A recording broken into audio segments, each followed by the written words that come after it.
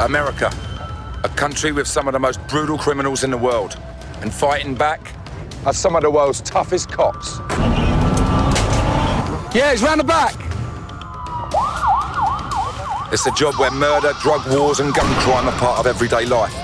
A job where doing your duty could cost you your life. They're running! Cut! We got one!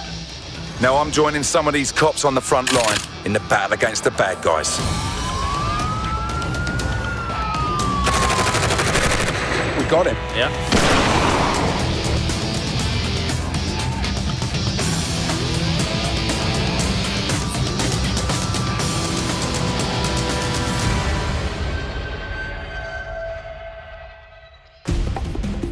Laredo, Texas.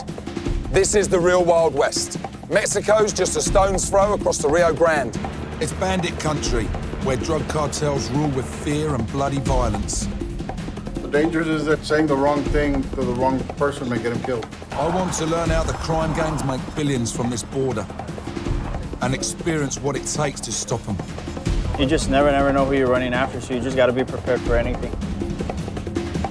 What it's like being a cop on America's front line. Let's cocaine. I'm gonna saddle up with the law officers who are waging this war on crime. They are the Laredo Police, the Sheriff's Department, and the United States Border Patrol. Their mission is to protect the border and keep the vicious cartel out of town. Laredo is in South Texas. It's an international border city with its 4 bridges acting as checkpoints coming into the USA. In the 60s, it was the poorest city in America. And although it's now the second fastest growing city, the average wage is still only £150 a week. Millionaires are created from the legal import-export trade here, but it's the illegal trade that makes billions. The cartels smuggle drugs and people into the USA and don't think twice about killing to protect their profit. The Laredo citizens have been caught in the crossfire. It's straight down to business. I want to see how the police deal with the city's drug problem. At Laredo's police headquarters, the SWAT Special Weapons and Tactics Unit have a search warrant for the family home of a jailed Pistolero gang member. The tip-off here is that the target house is under surveillance. Right now, they're going over situational information in this room. As soon as we finish with that briefing, we'll be headed right to the scene. And what do you expect is at the house? What's the rumor? We understand that there's firearms inside the house. Okay, let's do it. The Pistoleros control the gun smuggling in Laredo. The police jailed one of its leaders in 2006, Roy Mendoza. How you doing? They now have a warrant to search his family home for drugs and weapons. Mendoza's son is thought to be living there, although he has no previous convictions. I joined the briefing as the teams are being given up-to-date intelligence on their mission. I don't know if he pays them or not, but he has people hanging around him. He drives a white Lincoln Navigator, but we've also seen a red Toyota. The surveillance team have done their job. There he is. That's our target, Mendoza Jr. The house has a real connection to a dangerous criminal element.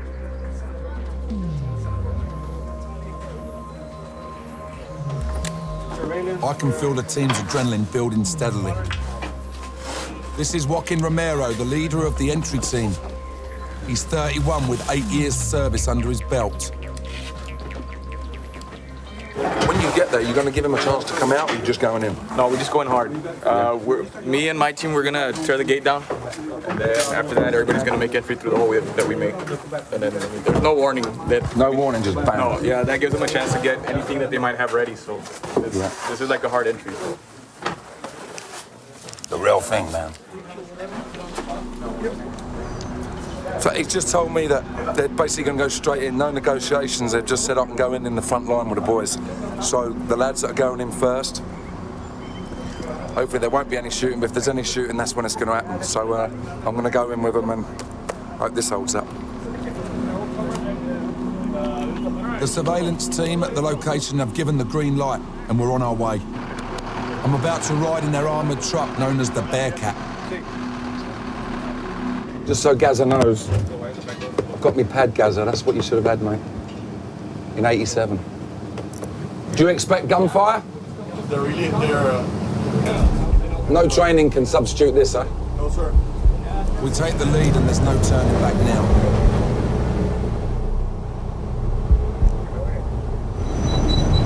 Heat is unbelievable. I don't know how he's got a balaclava on. Yeah, it's only like 110 degrees. The Bearcats' job is to destroy the gates at the front of the location. These boys' job is to storm out and put themselves in the firing line, then make entry into the target house. Great, it's exciting, real exciting. You can tell the boys are buzzing, they're buzzing. Getting close now.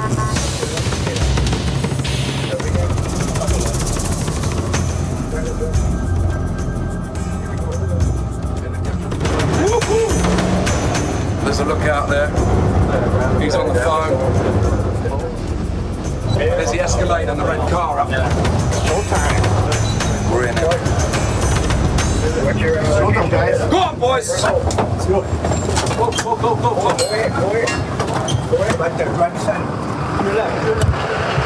They're rigging the gates up. They're going to pull the gates up. Here it goes. Here goes the gates. There he is. There's one there. There's one there. Oh, the car's going. The car's going. Look.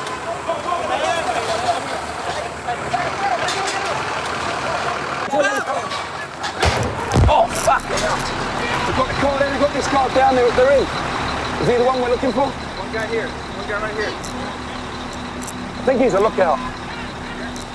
They've secured the car. There's firing going on in here. I had a shot in there. They've got everything covered, all the windows. Shit, the adrenaline's unbelievable. Anyone in there? I don't know yet. So far, I don't think they found anybody. Was the guy in the Escalade the target? Was he the target or was he just a lookout? He's the target. So he was already in the car. Con madre. ¿Está bien? Sí, ahorita no está. Kind of surprised as they're popping out of that navigator. Yeah. Did you grab him? Was it Yeah. you who wrestled him down? Yeah. The entry teams are clearing through every room in the house to guarantee there's no surprise shootout. This was his car. He was in this navigator when he jumped out to go. They blocked him in there. They jumped out. They hooked up onto the main gate, reversed it out, pulled that out. He's sitting in this truck in the car. So the lookout guy that we passed must have told him. So he was in the car, but we all pulled up. Looks like he's gone to put it in reverse. He's then got out. They see him get out. He comes running out. The SWAT guy that we was with just went over and just jumped all over him, got him, secured him down. But the car, he grabbed him out, but the car kept going. So the sergeant pulled up behind him and blocked him in and crashed straight into his car. When they arrested him, put the handcuffs on him, he didn't seem too bothered, I'll tell you. Whether they'd moved it already, I don't know. But the adrenaline, I was shaking with the adrenaline. It was great. I'm just glad that they didn't come out shooting, you know. I'd have had to throw my cell phone at them. They didn't give me no guns. They give me this, though. I'm in Laredo, Texas, where the cops are trying to prevent Mexican cartels and local gangs from seizing control of the city. The SWAT unit are carrying out a warrant on the home of a jailed gang member. Now it's time to look for drugs and weapons that are allegedly here. The entry teams retreat and let the other cops get on with searching for evidence. Hey, Vinny, the quintessential poster for every bad guy's house. Yeah, I got that in my house. This is the scales and the Ziploc bags, look. So I don't really want to touch anything in case people come in. Yeah. Everyone's gonna come in and search everything.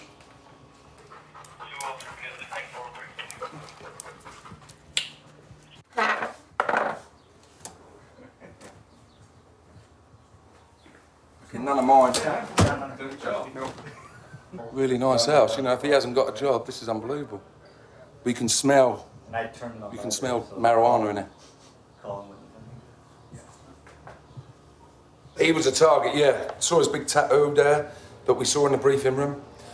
Mendoza, that's his name.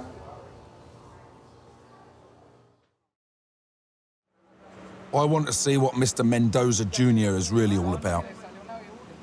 You talk English? Who are you? From England. I do some movies, yeah. I think you're going to be in the movies now as well. I've got nothing but a gun. You come out in the 60 seconds? Yeah, I've done that one, yeah. They've all seen that. You haven't got 60 seconds in your collection. Yes. You have? Nice house, man. Oh, my dad's. I like the marble. Oh, the floor? Yeah, nice. My dad said it cost a lot, but... They've tipped the house upside down, but so far found nothing they can pin on him. The baggie of marijuana, but it's empty. I can still smell it.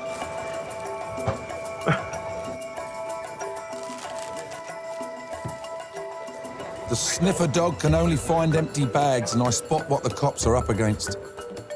That's his own surveillance. They're watching the police are watching them. Shows it there, look, he's got 4 different views of the outside. They knew these were coming. Finally, the guys check his last possible hiding place. ¿Squad también? No. Chinga madre, nunca habían cuidado entre uno nomás, uno man que todo. You got more DVDs than me, bro. Man, look for yours. I did, there's not there. Did you find it? No.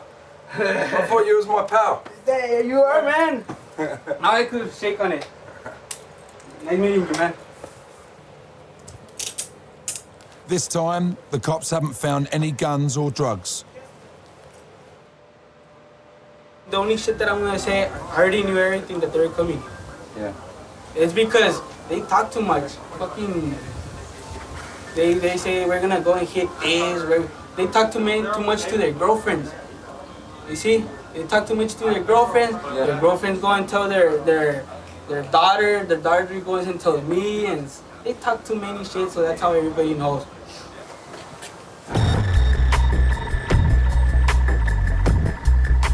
This is his dad's house. His dad's in prison as one of the head of the Pistoleros. Pistoleros are probably one of the worst gangs because they're gun related. They're gun dealers mainly. He knew they were coming, mate, and whatever was here ain't here no more. And there was definitely some stuff on the scales, some white powder on scales in there. But so I had the boys are splitting out now, and it's a real downer. I mean, the adrenaline and everything, you know, shaking with adrenaline earlier on, and now it's, you know, the storm's settled and calmed down. Being here with them, actually in the action like that, it just shows the intensity, you know. I mean, that was like us going out and playing football on a Saturday. They were all buzzing, they were hyped up for it. They'll settle down now and hopefully have a glass of beer, but we'll move on anyway. On this occasion, Mendoza Jr. is officially charged only with resisting arrest and has to be released before nightfall. His case has yet to go to court. In a small city where word gets around quickly, it's tough for the cops to keep things quiet. Investigator Joe Baeza was the officer who hooked me up with the SWAT unit. He's been fighting crime in Laredo for 10 years. We will do whatever it takes to maintain stability and safety in our community and also for the rest of the United States. The buck definitely stops here. Joe is patrolling one of Laredo's busiest entry points from Mexico into the USA, the World Trade Bridge. The cartels, the drug pushers, they all use this great veil, this great forest of truck traffic to hide their narcotics going into the United States. If we rest, they win, and people's lives are changed because of it. Around $10 million worth of drugs cross over the 4 bridges in Laredo every day. It's a constant battle and a massive task for a small force. It calls for complete dedication. The cost at times is the ultimate sacrifice. You have to be a little crazy to be in this work. I would say that we have a take no prisoners attitude, but that's exactly contradictory to what we do here. We take as many prisoners as possible. the overall majority of all the officers on patrol all have long rifles. They carry AR-15s, M16s, Colt 9mm submachine guns, and they're very efficiently and thoroughly trained to use those firearms. The drug cartels and narco-terrorists are killing at will over the border in Mexico. There's a war of terror being waged across, where if you behead 2 people, well, the next guy has to come back and behead 4. This deadly crime wave is so out of control that the Mexican government has had to call in the army to protect its people. Criminals never will take control of the country.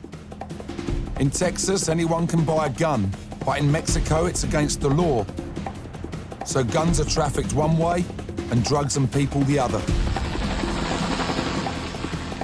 $11 million worth of cocaine and 3 tons of marijuana was seized in just one weekend.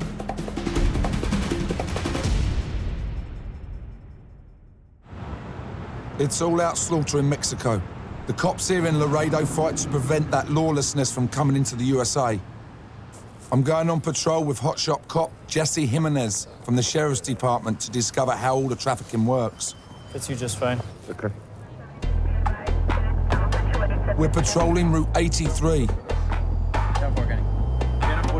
It runs parallel with the Mexican border for 150 miles.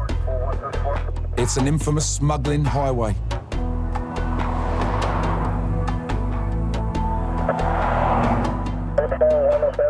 A couple of months ago, we received some information that they were storing 20 tons of marijuana on the Mexican side, ready to get crossed. 20 tons. Ready to cross. Vinny, these guys will try anything in every which way to smuggle their narcotics, and they always end up getting caught. Sooner or later, they'll end up getting caught. We'll definitely get something tonight.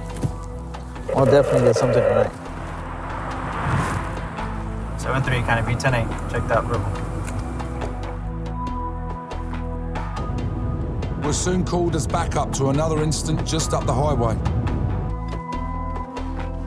2 passengers and a driver have been stopped. The officers are checking their stories as we arrive on the scene. Do they know the driver? They claim to do it. They claim that they've known the driver for a long time. They got no ID on them? I don't believe so, or Mexican ID. I know that they got conflicting stories. Usually that's a good indicator of something that's going on illegally. Jesse saying these 2 are illegal. They're going to be taken into custody by Border Patrol right now. They have no resident alien cards or paperwork to be here in the U.S. legally. Laredo is a honeypot for illegal activity. By constantly watching the highways, the officers try to tackle the problem as soon as it reaches the American soil. It's 8:30 at night and still about 100 degrees. But there's no stopping now for Jesse. He's just got the call for a raid on a suspected drug stash house.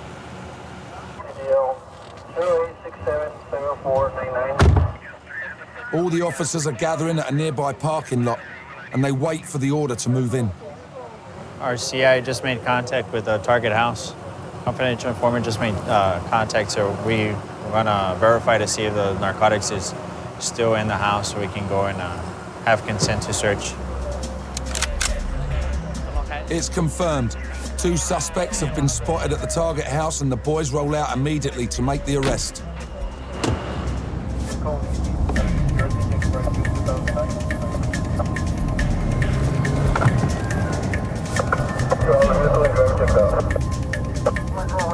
We're here already.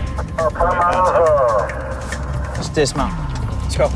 As soon as the cops arrive, the suspects burst out of the target house and make a run for it. They're running! They're running! They're running! They're running! They're running! Run! Watch out! Watch out! Watch out! Watch out! They're running towards the riverbank. Running towards the riverbanks. The Mexican border means freedom for the suspects, and it's just 2 miles away. You went in here. Check underneath the trailer. You got him? Where's he at? Where's he at? He's underneath the bed. Mason! Mason! Mason! Mason! Make some. Get him. We got one. ¿Dónde está la camisa blanca? Get him up. Let's go. This first man is led away for questioning when a neighbour gives Jesse the wink that our other suspect might be nearby.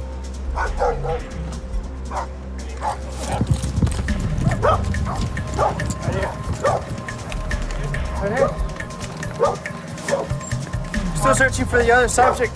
The subject was wearing a white shirt, white t-shirt with a...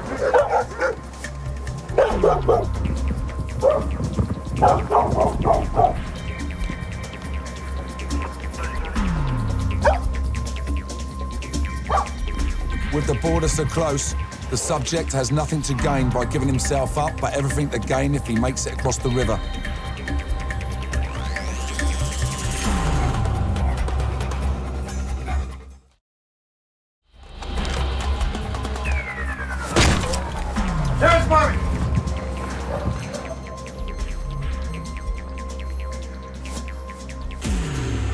Clear. The creek is about maybe 2 miles from here. Yeah, that's probably why they thought about it and said, we might as well try to hide. You don't know if he's behind the wall waiting for you with a gun in hand and, you know, ready to shoot at you whenever you come around the corner. So you should always keep your weapon raised. The other officers couldn't find any drugs in the location. The man under arrest is an illegal Mexican immigrant. He will be sent straight back to Mexico. Running after somebody, it's a adrenaline rush. You don't know really who you're running after. You can be running after one of the drug cartels or one of the members or a hitman or somebody that just committed murder. I mean, you just never know who you're running after, so you just got to be prepared for anything. Policing here means dealing with the constant threat of armed criminals. The heat can be stupefying, but that threat keeps the cops alert at all times. I'm on the US border with Mexico. Even at sunset here on the Rio Grande, it's around 100 degrees Fahrenheit. I've come to the city of Laredo to learn how the police are tackling border crime here. With drugs and illegal immigrants streaming over the border every day, it's a full-on task. I'm now out on the night patrol with Deputy David Nemke. We've just pulled a guy over for alleged drunk driving, but he's got more trouble in store. Might be a little bit of cocaine on the seat. Yeah.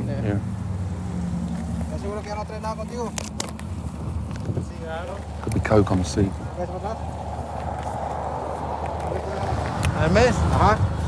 I think it's a drunk driver. Got Budweiser in there on the side there. And there's a box of Budweisers in the back there as well.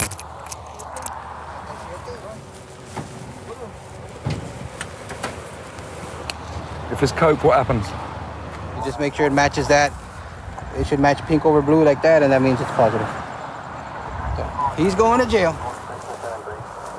Drugs that are smuggled across the border end up in stash houses.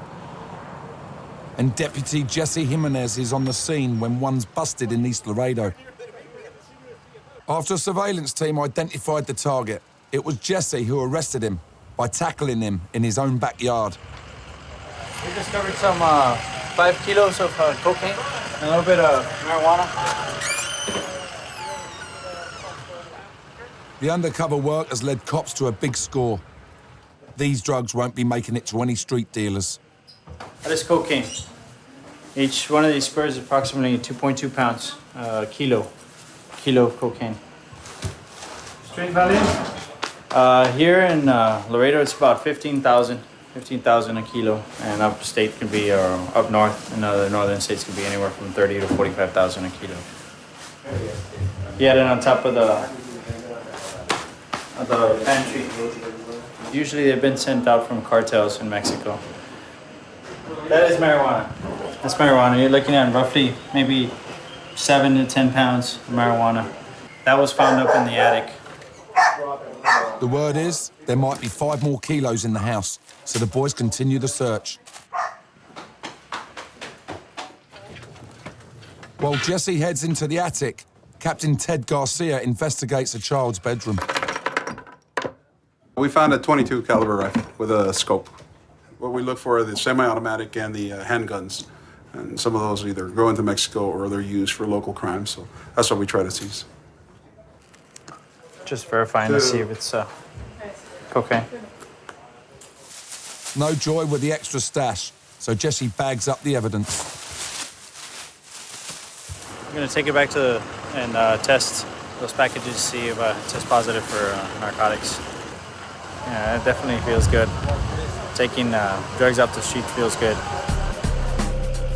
Laredo is being flooded with the Mexican cartel's drug loads. I want to find out who's working for these cartels. It's time to meet some of these gang members face to face.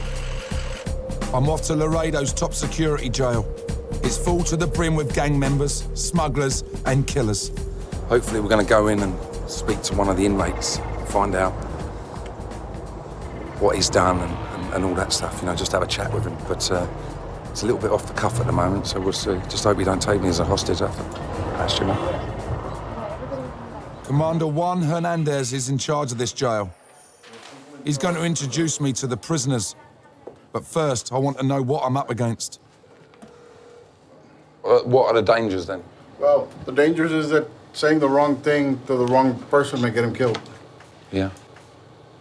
The danger to you may be that that they're in jail for murder and things like that, and you know, putting a feather in their cap by you know, striking a known person may be something that they won't think twice about. You okay? Yeah. Let's go out there.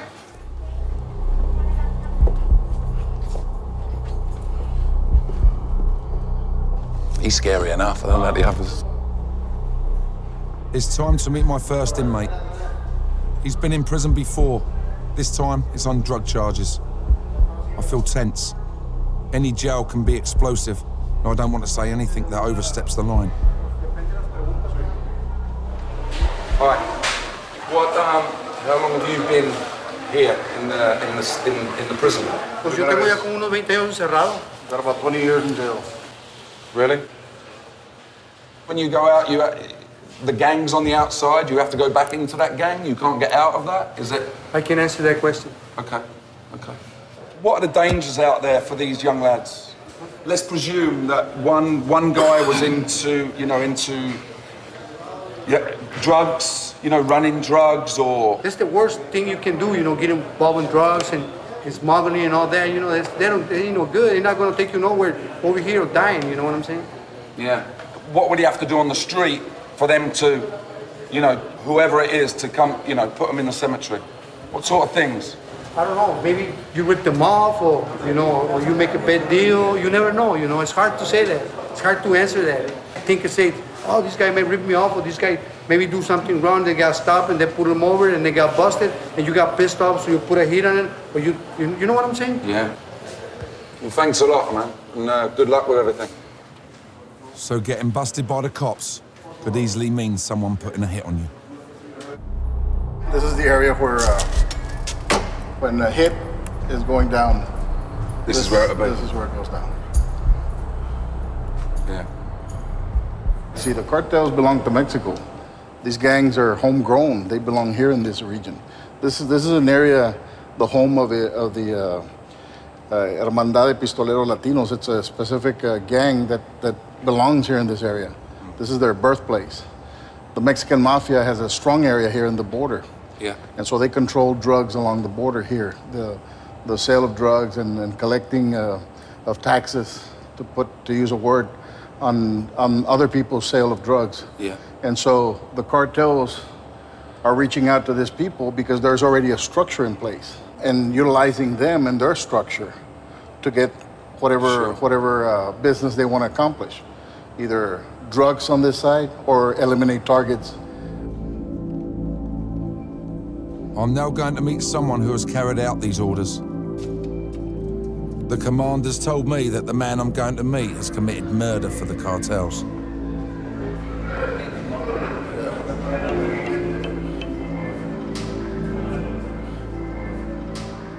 How you doing? How long have you got to do? Right now? Yeah. How much time am I gonna do? 55 here? 55? 55. I'm not going to ask why. Man. Yeah, they gave me 55 here and 50 running concurrent. How long have you done? Right now, since November 2007.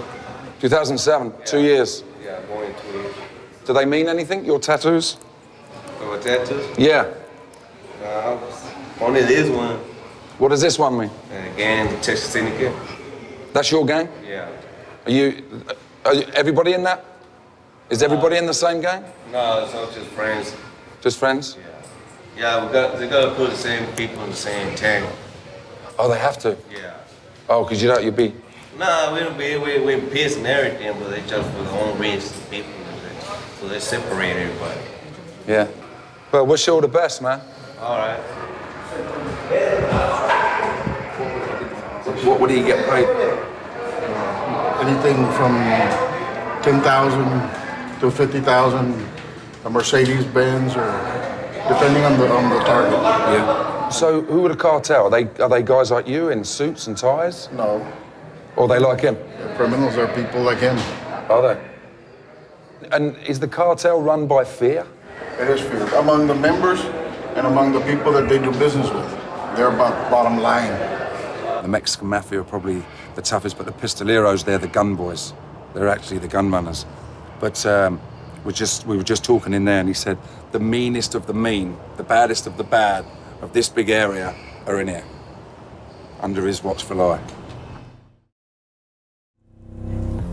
The Rio Grande River is the thin line that keeps the bloody chaos of Mexico out of America. And so even the river is a battleground in the fight against the gangs. I want to find out how the battle is fought, so I'm heading to the U.S. Border Patrol's HQ. You can see the river there. They basically aim at certain portions of the river where people cross. Yeah. And it could be undocumented migrants, it could be obviously smugglers with drugs, from the sensor to the tower and then to them here. And then they'll dispatch the agents, for example, whatever sensor it is out on the ground. Morning, U.S. Border Patrol Communications. Eastbound, can I help? I want to see this action for myself. So I'm back out on the prowl, this time with Nick Mazatix, a supervisory Border Patrol agent. A lot of times we get call-outs from the cameras. Hey, they're seeing some people crossing. You know, we'll take off, you know, try to intercept them, try to push them back. You know, we have apprehended marijuana loads here, so, and even in the day, so, you know, anything can happen. The Rio Grande runs the length of the U.S. Mexico border for about 750 miles. Everything that's smuggled into Texas has to come across the river. This is the international dividing line. With Laredo's 4 city bridges, all under checkpoint surveillance, some people take on the river itself. The murky green water is just yards wide in places, and in the dry season, it's barely waist deep. You know, a lot of these people are from the interior of Mexico, and they do not know how to swim. You know, so they're hanging on to some old inner tube a smuggler gave them, and that's their, you know, their lifeline, basically. So there'll be points where they come and they can go to the smuggler and he'll say, right, you go on this certain time. And of course, these smugglers have, you know, scouts on the U.S. side, scouts on the Mexican side, you know, on cell phones and vehicles, you know, trying to pinpoint where we're at, where the ground units are at. You know, they're looking for their opportunity, their opening, you know, to try to cross. That's the M4 carbine with the 223 round. That is an FN 303 less lethal launcher.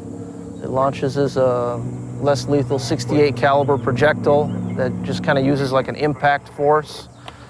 And that's been pretty effective for us dealing with the rocking incidents.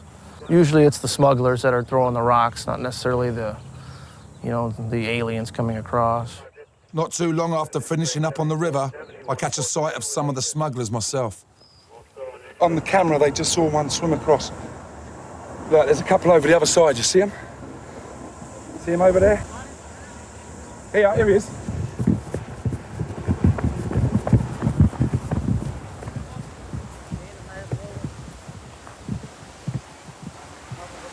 Here he is.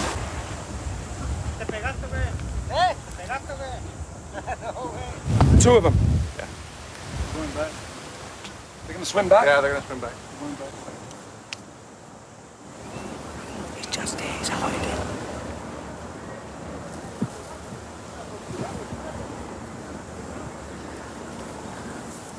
You can just see him through the bushes. See him? There's a couple of them. See him hiding in the bushes.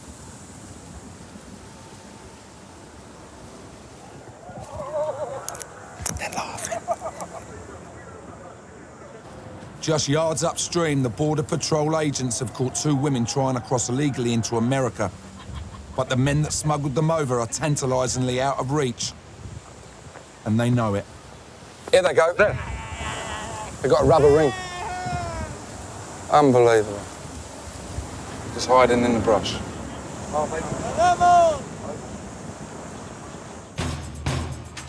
I'm in Laredo, Texas.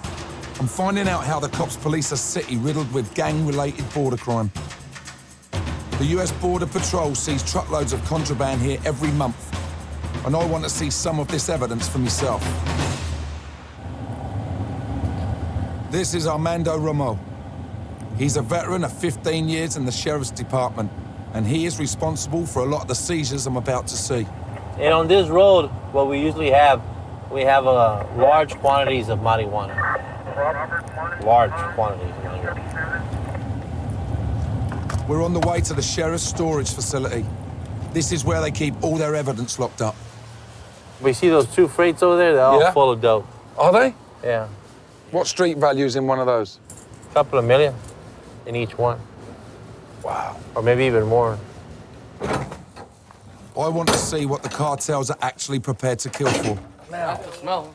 Whoa! Most dope I'll ever see in my life, I should think. Oh, smells, doesn't it? That evidence is about to be destroyed before it's had the chance to reach the marketplace of Middle America.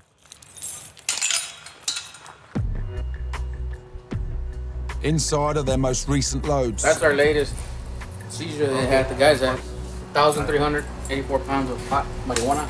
Oh, that's weed. That's weed. Look at that. Yeah. How much is that worth? Well, it's $506 a pound. I'll tell you, I got to talk to them. There it is. Wow. Look at that. That's what these boys die for. They die for it, huh? About $650,000. $1,000 right there. $600,000. Fucking hell. I don't like that shit.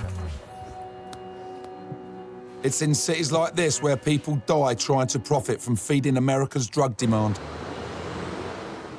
This is the last line of defense. It's the Laredo border checkpoint, 29 miles north of the city, on the Interstate 35. It's the only major highway traveling north from the Tex-Mex border. The volume of smuggling going upstate here is so high and the rewards are so great. The cops can never stop everyone. They can only make it as tough as possible. This is the second checkpoint coming in, and this is where if they get through the first one, you know, over the bridge, they come in here, and it's where they seem to capture most of the stuff. We've only been here 10 minutes, and already we've got some action. There's a truck being pulled over, K9 alert, so they've pulled the truck over. It could be anything from the driver having a joint to people in the back or $1 million worth of marijuana, so we'll just see. You can definitely smell marijuana in there. As soon as he opened that door, I could smell it. The dog alert right here underneath the bunk bed. So we see a couple of indicators, like all the screws been tampered. They removed these screws for some reason. Yeah, but they've got this machine here, and they just drive it up the side and it scans it, Shows anything that shouldn't be in there. Each one of these machines cost $1.2 million, and Laredo was the first in the country to get one. What we do is scan the whole truck. You can see the spare tire. Yep. That's the rim and the tire. Yep. There's nothing in there.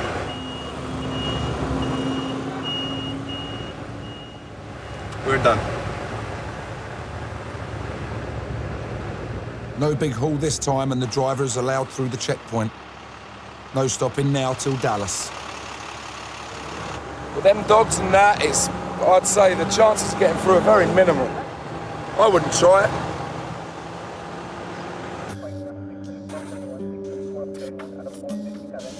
That night, I'm on my final patrol with Romo. There's been a report of a dead body found on a bridge. We're only a few miles from the final border checkpoint I visited on the Interstate 35. Oh my God, look. Fuck. See the body on there, look. Jesus. Okay. Here they go right here. As you can see, there's a shoe there. Look, Yeah. If you look down. Look at the blood over there. Yeah, there's the body right there. Oh my God. He was hit by the train. Jesus.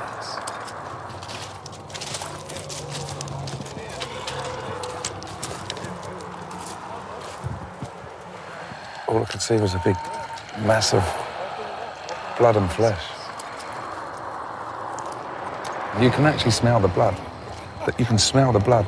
It's that, it's only happened 15 minutes ago. What they do, they hide in the brush because the checkpoint's down here. Then what they do, the train wakes them up, and they believe if they sleep near the tracks here, the rattlesnakes won't get them. So that's why they're here. Because what they do then, the train comes through slowly, they then wake up, they hop on it, and then they get straight through the barrier into America. He said it happens all the time. It's a chilling way to end what has been for me a mind-blowing visit to Laredo. Seeing this broken body close up is a tragic and graphic reminder of the terrible human cost that's paid out on this battleground border. It's unreal, man. Unreal. It's a city where the poorer population are at the mercy of the billion-dollar cartels. The highways are awash with drugs, and smuggling is an all-too-easy option. Being a cop here is not just about seizing contraband and catching illegal immigrants. It's about sheer dedication and the ability to stay focused in the face of a deadly enemy, which makes these guys amongst America's toughest cops.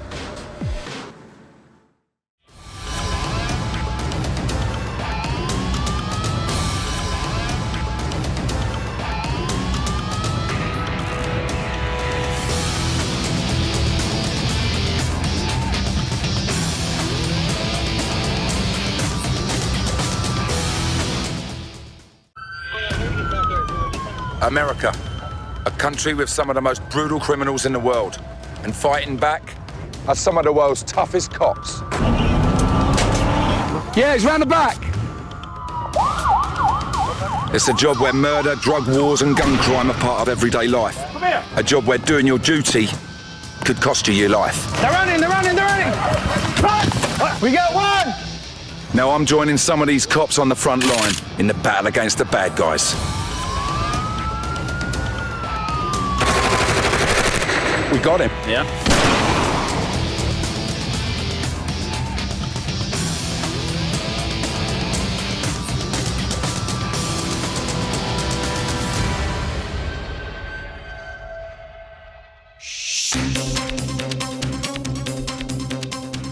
Baltimore, Maryland, aka Bodymore, Murderland. On the east coast of the USA, this former industrial port city has been labelled the murder capital of America. Downtown, it's all shiny offices and tourist attractions. I head away from the waterfront and it's a different story. Every week, there are nearly 200 violent crimes and 5 murders. 85% of all homicides here are committed with guns. It's a city with a massive drug problem where 1 in 10 people is an addict.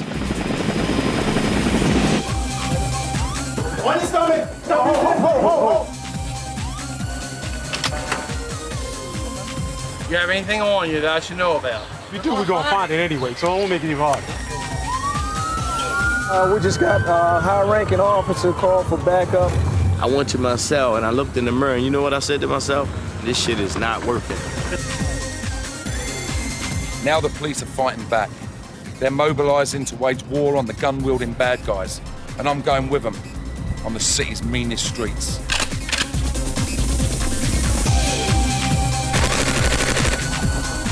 It's out of control down there. It's off the hook in Baltimore.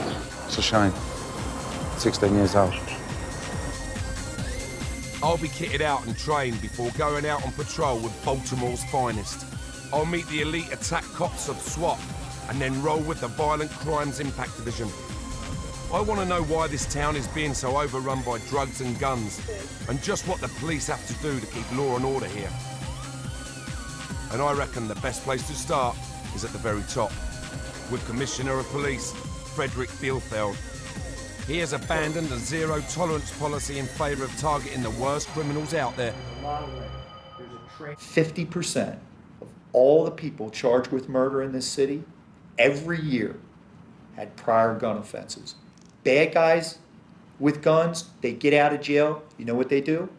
They get guns again. Yeah. So primarily, it's the guns you're going after. It really is about the guns, because again, what can everyone agree on? Cops agree that guns are important. Cops get that.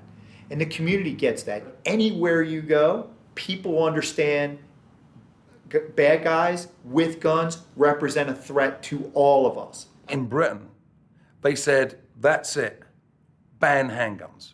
Is that not what you need to do here? It's like trying to count grains of sand on a beach.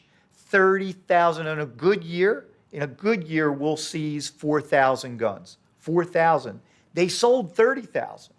Yeah. 30,000. You'll never keep up. You can't even keep up with what they sold, let alone what they sell in Pennsylvania and Virginia and Ohio. See, this and is the all problem. These states coming in here. If you ban it here, they can still bring them in from outside. Yeah, sure. There are prison cells full of guys for drugs. We lock up drug dealers by the bushel basketful. I'll trade them for a guy with a gun. I've heard the theory, but now I'm going to see it in practice. Just how do the police decide what's important and what's not? On the front line of this fight is Detective Donnie Moses.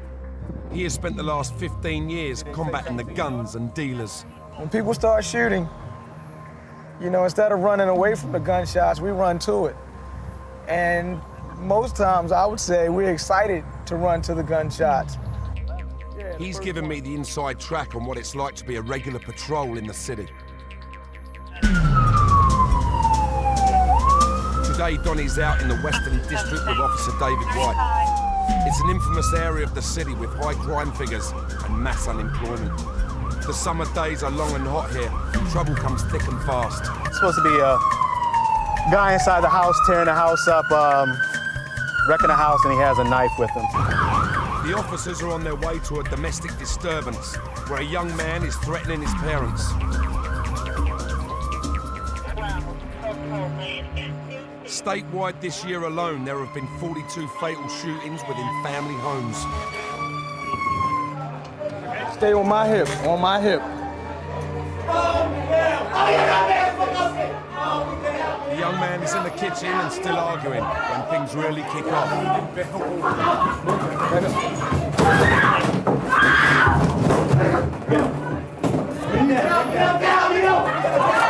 Bring him down to his face, on his stomach, on his stomach. Stop, on his stomach, on his stomach. No.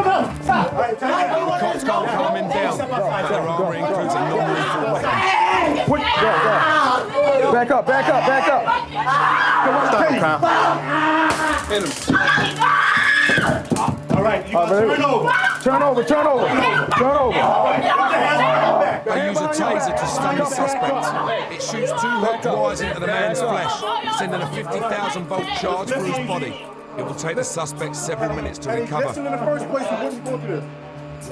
Although it looks like rough justice, using a taser has brought the problem under control and allows the officer to secure the young man safely. All right, 35, we have the individual in custody. No officers injured. Young man apparently was giving his family members a problem. When we tried to gain control of him, tried to talk him out of his rage, it didn't appear to work. Ultimately, we had to tase him. Less than lethal use of force. Once we tased him, we handcuffed him, it's over. The ambulance came and checked the individual out to make sure that he didn't have any life-threatening injuries. Then from there, right now, we're going to transport him to probably the local hospital. They have to take the prongs that were discharged from the taser. They have to take that out of his back and check his vitals. And then from there, he's going to be sent over to our centralized booking. That's where we process all prisoners. He's going to be charged with assault on police officers. According to the makers, 170,000 suspects are tasered across the US every year. As a non-lethal response and an alternative to the gun, it's a no-brainer for the cops. By the looks of things, before I can go out on the streets of the city, I'm going to need some serious coaching in quick thinking and instant response. So here we are at the Baltimore Police Firearms Training Facility. They're going to teach me how to use their guns. Hopefully I won't be getting involved with all that, but they're just going to show me, how to deal with, hostile problems on the street. I'll be using a simulator, which plays out shootout scenarios. It's a bit like a video game which the cops use to sharpen up their shooting skills. This is a firearms training system, and we bring recruits, we bring our officers in here. Basically the same kind of weapon that we carry on the streets. It's a Glock Model 22, 40 caliber, and you just aim and shoot. Well, he's not getting back up, is he? You ever shoot? Yep. Good. Let me see you do it. Yeah, you need some training. In the movies, even if you miss them, they go down, Yeah, movies. The movies is the worst thing we can see. I hate movies. And we'll show you Now here I've had as a soon as you get it. practice, I'm ready. it's my turn to take out the bad guys. What do you shoot a dog for? The machine stopped us saying you're not supposed to shoot the dog. Secondly, that dog's on a leash. That dog can't hurt you. Right, okay. Okay, so we'll continue. We're gonna take care of you. She got you. See the red border around the screen? He'll replay it. Let's see if you did hit her. You didn't see her draw that gun, did you? Nah, not at all. Watch. Yeah. Mister. You got her. That's a non-incapacitating hit, though. That means she's not going to go down. And then she got you, and it's over. Wow. Yeah, it's a quick. tricky one there right there. You're so focused on him. Yeah, I was focused on him. Most police involved shootings are over in 5 seconds, 3 to 5 seconds. It's boom, boom, and that's it. It's over. Yeah. Yep. It does show how quickly you've got to react. And I was watching the guy. He moves out the way, but she pulls the gun out of his back, and she shot the officer and shot me. But it's although it's on a screen, and it's like a game. There you go. That's a real life scenario. That's a real life scenario, isn't it? Just shows what these guys have to deal with. I've only been in Baltimore for 24 hours, and I've already seen that the police here have no time to mess around.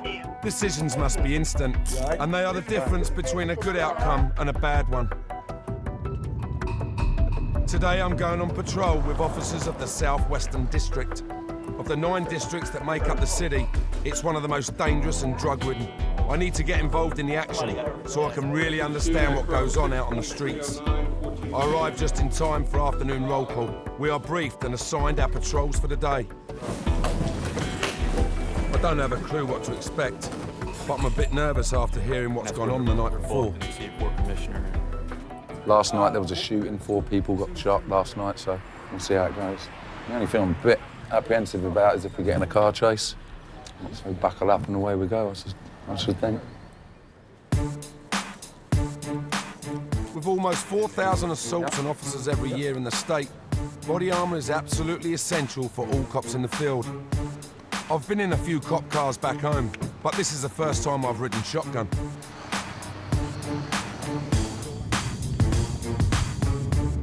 I'm riding with officers Troy Harris and Tim Hefner through some of the toughest streets in the city.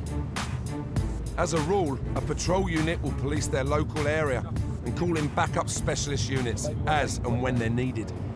We've been on patrol for just half an hour and it's already kicking off. Oh, fine. Yeah. Just call 911. Yeah, just sit tight for me, fellas. Right there. I just saw this guy grab him and just smash him. Yes. What's going on? I'm the father. I'm the father. Okay. He's got a warrant on him in Baltimore County for breaking into my business. Okay. Today, he decided to break in my house, and he stole my truck, a $50,000 truck. You have anything on you that I should know about? You got a name? Oh, man, if you do, we're going to find it anyway, so it won't make it even harder. Why are you taking your dad's truck? I have a heroin addiction. He's jacked out his head. They're saying that he's wanted in another county. In Essex, I heard that. And here, actually, what the guys are saying is he hasn't actually done anything here to arrest him for. He stole from my house today. I understand it's in Hartford County, though. There's no way you can detain him. It seems to me that what the kid needs is help, but his dad is intent on getting him locked up. I want to know why he feels that jail is the only way to sort his son out. You know, jail's no good for him. He's got all them things. He's gonna, he's gonna die.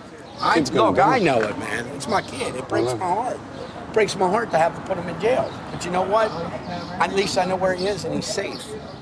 Got a chance. He's got a chance in jail. He don't have a chance. He don't. I tried telling him before. Are them places not strong enough then to, like to get him over it? The rehabs and all, unless he wants it. Unless he, they ain't no good unless he's ready. Is he saying, yeah, he's ready now, but then when you get him there, he's saying he's ready because he's got in hot water, right? 15 cops around. You think he'll change his mind when he gets up there? When the dope wears off, he'll change his mind. Yeah. Will he? Good-hearted kid, but you know what? This drugs are killing him. This is killing him. And it's such a shame. Yeah, and you know what? It's out of control down there. It's off the hook in Baltimore. You picked the right place to come find the violence. It's out of control. What, the drugs or the violence? What? The violence and the drugs. The violence comes with the drugs. Is it easy to get? Is that the problem? It's easy to get drugs in here around here, yeah, but it's dangerous. I mean, because especially you pull out a wad of money like that knucklehead had in his pocket. They say, yeah, just go around the corner. And they'll shoot him for the money instead of just selling him the dope. You know, it's easier for him. You don't seem a bad guy. You just need some help, you know? I appreciate your help, but they're going to release you. You're a young man, 21. You got life in front of you, you know? I just got that fear of being dope sick, so that's why But it doesn't last forever, man. It doesn't last forever. You put a couple of months in and then, see where it goes from there, you know? One step at a time, one day at a time, man. With no grounds to hold the young man, the officers encourage his dad to take care of him and get some help. They're going to release you to me. I'm putting you in Bill's truck and you ain't getting out because we're locking you in the back. I'm sick of living like this. Okay, I understand you're sick of living like this, but every time I try to get you help, you don't want it. The father now says he simply wants to take his son to the nearest hospital, hopefully to give him some treatment for his addiction. His son says he'll be happy to do that, and that's where we are now. Hopefully he'll go and get him some treatment. That would be a big plus out of all this. Well, we've dubbed Vinnie Hawkeyes now. The investigation leads to a recovered vehicle. Also leads to a young man who said he was out here who's addicted to drugs, and he was actually out here because he wanted to cop some drugs. So a lot of things transpired simply off of Vinnie. So we appreciate the work on that, Chief. Thanks. Drug-related offences are directly linked to over 2/3 of all crime in the city. Cases like this are all too common, and the police are overrun with incidents. Back on board with Troy and Tim, it's not long before we're called into action again. It's my first high-speed ride through the streets of Baltimore, and it's fast and furious. We got Signal 13 officer needing assistance. We're trying to find a location and the whereabouts of the officer. I'm not quite sure what the initiated the call.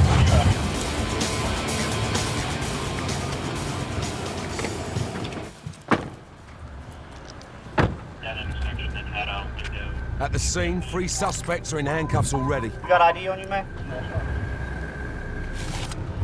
All square right there. Fuck. And they got Suspected at this point, crack cocaine. Crack cocaine. All suspected crack cocaine. Yeah. The driver and passenger of the Jeep Cherokee were delivering narcotics. We interrupted the narcotics deal, the purchase. We watched the exchange. We blocked the vehicle in. How much do you think's their street value? A couple thousand at least, easily. These may be connected to the kid that we saw earlier on. In the state that he's in, why would you feel sorry for these, distributing it? It's their choice. You're not going to stop it. Yeah. Even for a first-time offender, the punishment can be tough. Jail terms can be anything from 10 to 40 years, depending on the amount. But even that doesn't deter the pushers. Many of them deal again when they're released. It's the end of our shift, and I've witnessed the drug problem here firsthand. We head back in, and I've got plenty to think about on the way.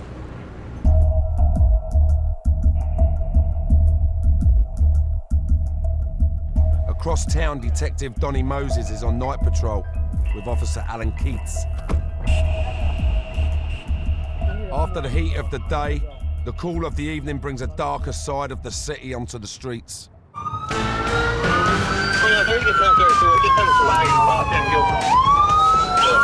We just got a high-ranking officer called for backup. So we're on our way to that location. I mean, at this time, we don't know what's going on, but it sounded pretty urgent, so we're on our way there now.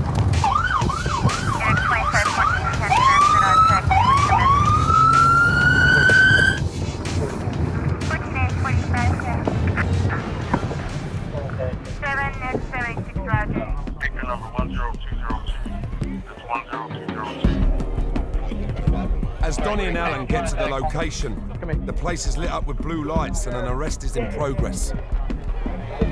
Hey, Lieutenant. This is the gun that they got off the suspect.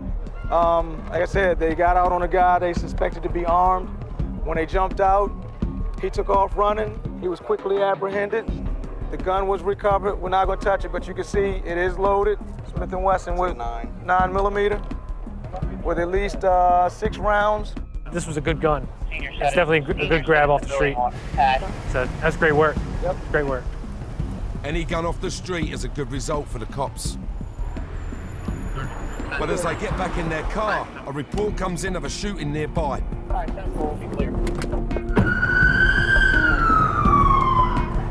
We got called for discharging of firearms in an alley.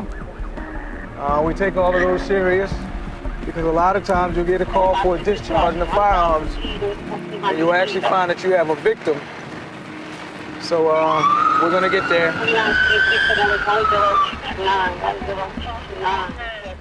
This area, they got a store right there, stores across the street, it is empty. Chances are there was discharging around here and everybody who was here vacated the scene.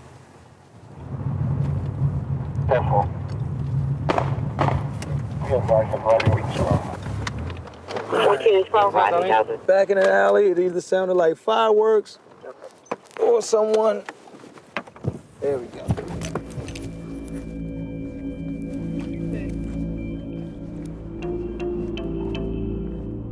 Even though they're armed, it's an extremely dangerous situation for Donnie and Alan. Anyone could be waiting in the shadows. Although it's dark, they still have to make certain of their targets. Without support, they are much more vulnerable to attack. You never know when you're coming into an alley. You might scare them, and their knee-jerk reaction is to fire at you, even though they may have been protecting themselves to somebody else that was shooting. But nonetheless, you got to be prepared to protect yourself. We have 2 calls pending, check the 1. So the other unit that showed up on scene, they said that it was just fireworks, firecrackers. Not uncommon, 4th of July is right around the corner. Both officers are grateful that it's just a false alarm and that they didn't have to engage anyone tonight. Even though you may not necessarily be in danger at the moment, you just never know when something could pop off. But it's not the last incident of Donnie and Alan's shift, and the next call is very real. Well, at this point, we don't know much. The call has only been out for 5 minutes. Detectives hadn't had a chance to get on the scene yet to evaluate what's happened or the seriousness of it. But we know somebody's been shot, we believe as a result of an armed carjacking. So the night is heating up.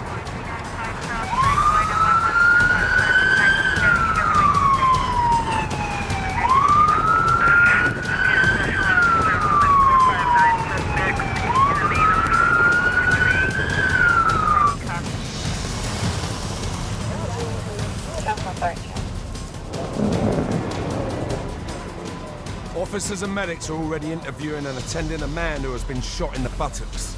Another man has been rushed to the emergency room at the local hospital with a gunshot wound to the face. They were in the area, probably about a block over from where we are now, driving a BMW when at least one suspect approached, ordered them out of the car, fired the weapons. Neither of the two men are suffering from life-threatening injuries. He's Detectives the are searching the location for any clues.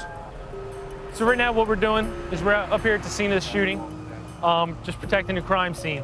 You know, everything inside this tape, you know, could be evidence, has to be preserved in its current form and where it's at. Right now, that's our main priority.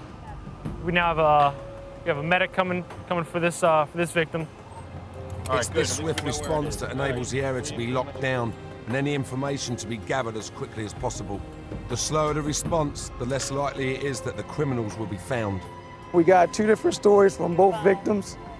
They said they were carjacked in the area, but we don't know yet. Detectives are still investigating, trying to get to the bottom of it. So only time will tell. It's just about shift change. We're gonna head back to the Eastern District now, so we can let Alan get home and Alan's happy about that. Get back, I can get to my family. The threat of guns is a fact of life in Baltimore and never far from the policeman's faults. So just who do these guys call when they need serious backup? I've been on patrol in Baltimore for just one day and witnessed the extent of the city's crime problem. It's everywhere. Now I need to find out just what the police have got to fight this war that looks unwinnable. I pay a visit to the police rifle range to meet the Special Weapons and Tactics team. That's SWAT to you and me. These boys are at the top of the cop tree, trained to the max and armed to the teeth. They're sent in as a last resort when a full-on response with max firepower is needed. That was impressive. Okay. Yeah, well done, guys. Officer Zach Wine shows me through some of their arsenal. Standard handgun, 40 caliber. We carry our handgun. We have lights on the front. This is a 20-inch shotgun. If you hold them up, 20 gauge. 20-inch. Yeah. They're all 12 gauges, but you can see by the barrel length that you can shoot a little further, a little more distance with this. But as far as like an entry weapon, this is a 14-inch. You see how much shorter it is? So when you're going in a house, it's much easier to swing through hallways, but it's going to spread a lot quicker. This is a G36. It fires 223 rounds. There's the magazine for it. Holds 30. It's plastic, huh?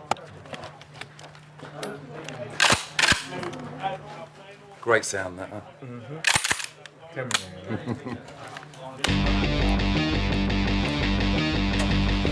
You're moving spot to spot. I think this is where the training comes in. You know, like in soccer, they say, how come David Beckham's so good at free kicks? You know, and he'll tell you, practice, practice, practice. Here we go.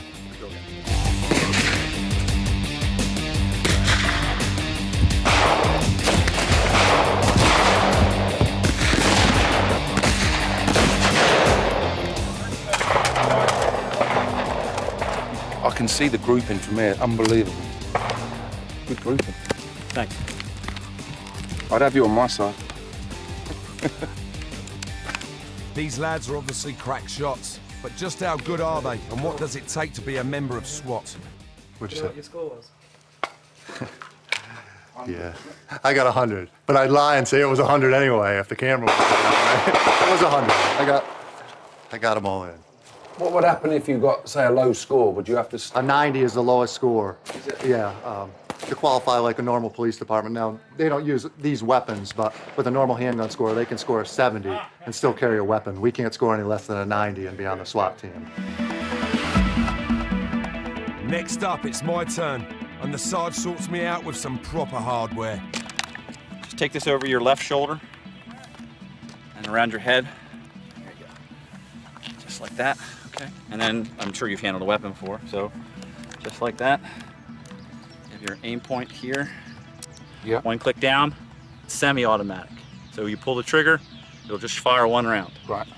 Both click down, so if you go all the way down, yeah. If you pull the trigger, you hold the trigger back, it'll discharge until you're out of ammo.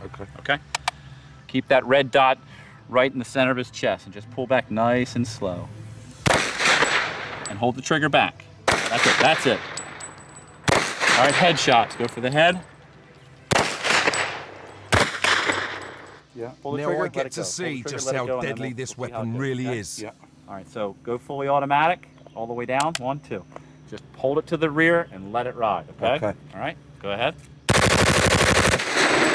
Whoa! There you go. There you go. Weapon on safe. There you go. Okay, good. Okay. There you go. Thanks. You're very welcome. It was a nice little rush, isn't it? That's Yeah, something, isn't it?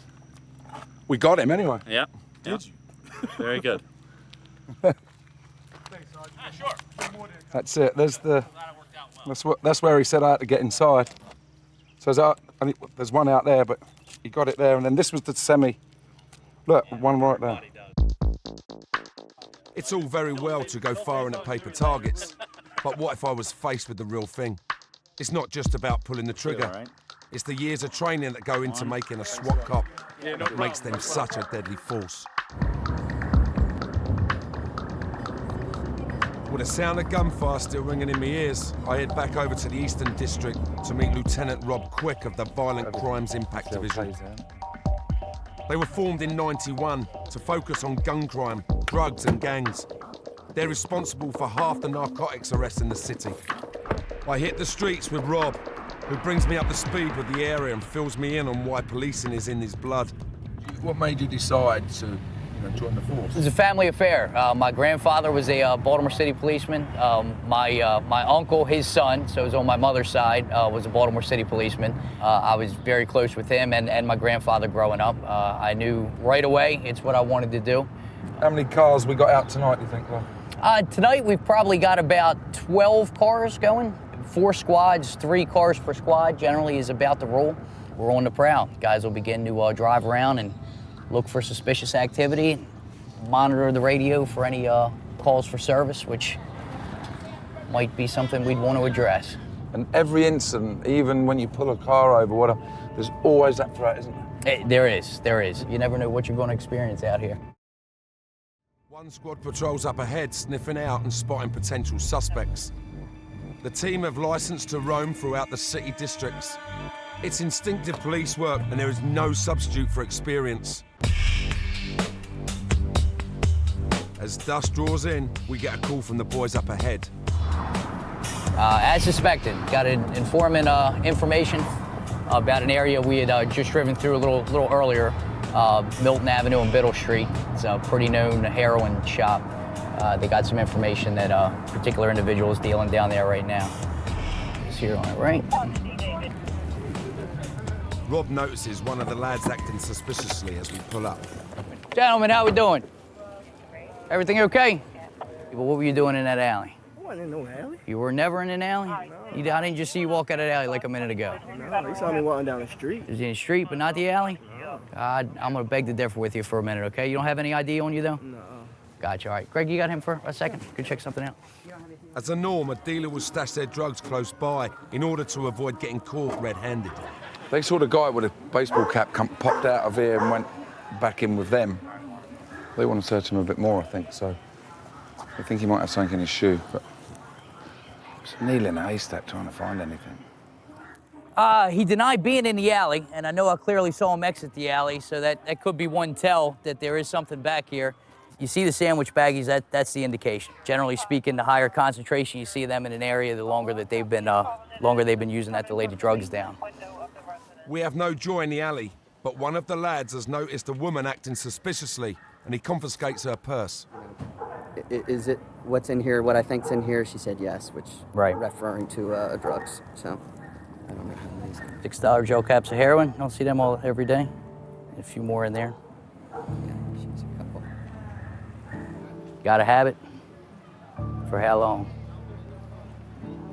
Generally speaking, at the street level, the dealers are users. They're either juveniles trying to make money or adults with habits trying to support the habit by selling. When we came by the first time, she had this little purple purse in her hand, and she actually was right here in this alley. She handed a guy a small object. So as I circled the block to check it out, Lieutenant Quick had saw somebody else in that alley down the other end, so she had an opportunity to go inside the house. So as we were within the block or so, she came outside the house, sat down on the steps, still had the purse in her hand. She set it on the steps. I just asked her if I could talk to her, picked her purse up, and it was immediately apparent that there was gel caps of heroin in there. So I asked her if she admitted to it. So. We do a routine check of the scene and move on. But it's like a crime a minute in the Eastern. And on the next block, we pull up a car with a couple of young men in it. Rob suspects drugs, and he sends a dog in to have a sniff. We're just saying the driver looks really nervous. He's sweating. He just put his head down, him shaking his head. When the dog stops and stares, he just alerted for the presence of narcotics. The suspects are asked to leave the vehicle so the dog can get in closer. Would have put a dog around. The dog's alerted, and one of the officers said if it points, it's drugs or a gun. But the boys are saying there's nothing to say that they weren't smoking earlier in their marijuana or something like that. But the driver did look nervous. This lot get lucky, as all of a sudden we get a tip-off. Someone is dealing drugs a couple of blocks away.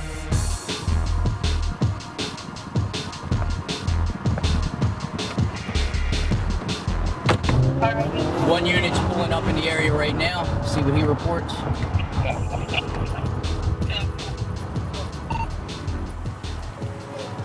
Is it your pocketbook, yes or no? Yeah, that's my pocketbook. It's your pocketbook? Yeah. I feel packaging for drugs inside of here. Packaging for drugs? Yes, ma'am.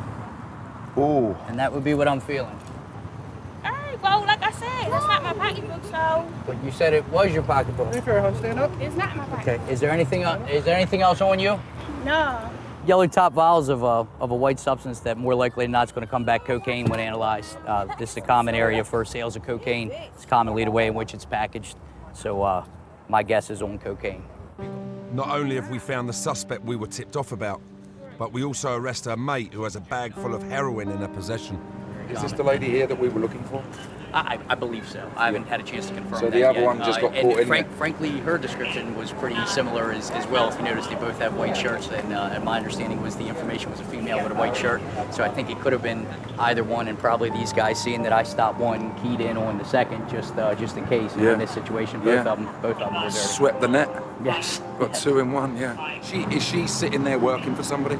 More likely than not. She can't afford that. Could she, or what? Generally not. So someone would be saying, right, you sit here, when they pull up, just give them the thing. So she's got caught up in it. Generally speaking. It's a shame. 16 years old. What I've learned is that for Rob Quick and his team, it's about making small, steady inroads into the drug and gun problems. It's been a successful night, and we head back to the station to process the suspects. I've been in Baltimore nearly a week, and I'm beginning to appreciate the risks, threats, and frustration the police face every day. But to fully understand what being one of the toughest police forces in the world is all about, I need to meet the violent criminals they're dealing with. I head over to the west side of the city to meet former local drug dealer Keith Jones, whose life has been overshadowed by gun crime. I had a situation prior where a guy had killed my father, and... With a gun? With a gun. Was he a dealer? No, he was actually a drug user. It was some type of like a robbery going sour, what have you, but in the process, my father lost his life. In the ultimate act of revenge, Keith laid in wait for his victim. We came out of the alley, and when I came out of the alley, he turned like this, and that's when I stood up. Boom, boom, boom. He fell. Boom, boom, boom, boom, boom, boom.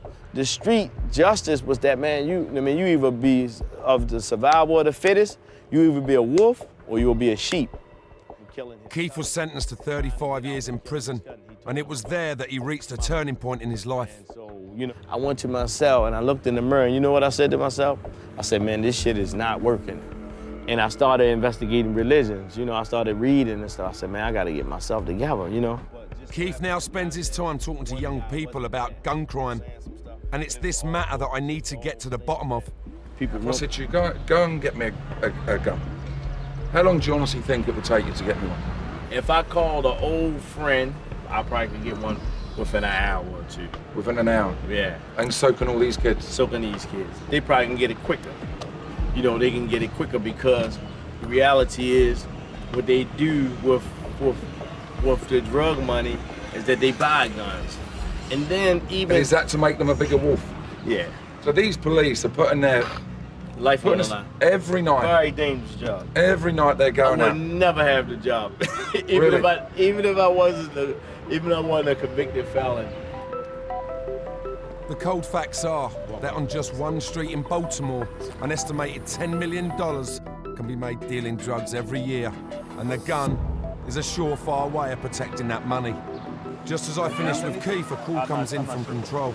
The SWAT team have been mobilised, and they're on their way to a highly charged situation in the centre of town. So we're just going to go up there and see what's going on.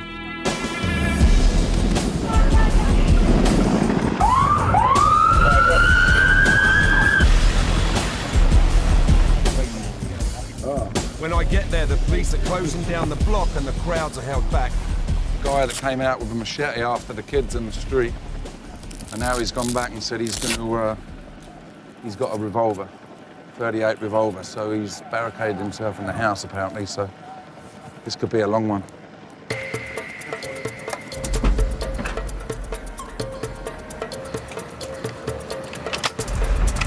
The first team are getting ready to go in and extract the original cops from the line of fire. First one of the week, is it? Yes, sir. Helicopter up there as well. Everything's here. What, man?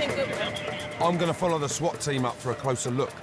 This guy's barricaded himself in up this side street. They reckon he's got a machete and a gun. He's done time in Vietnam. He's about 60 years old. And there's the armoured car there. You can just see the SWAT guys here up the side. Come here. Hey, we want to move out of the line of sight altogether. If he has a long rifle, you want to be out of line of sight so he can't shoot you. Can't shoot somebody, yeah. Well, especially you, yeah. Well, he might not have liked my films, John. Maybe he wants an autograph. It's all going on around me. You can sense that the team are on edge as the operation starts to unfold. The guys that were here first on the scene, we basically chased him back into the house. They've had to stay there and secure him. So then the van's gone in, got them in the van now, brought them back out to safety. So now the boys, that's why we saw the boys with the big shields going in. SWAT have carried out the first part of the job. They've removed the patrol officers who were first on the scene. It's then that the negotiators come forward, and I managed to get hold of one for a word. What's going on? Most of the snipers are here, and they're going to be setting up in their positions. Then negotiators are going to go up in the barricade and try and make contact with them. We can roll from there.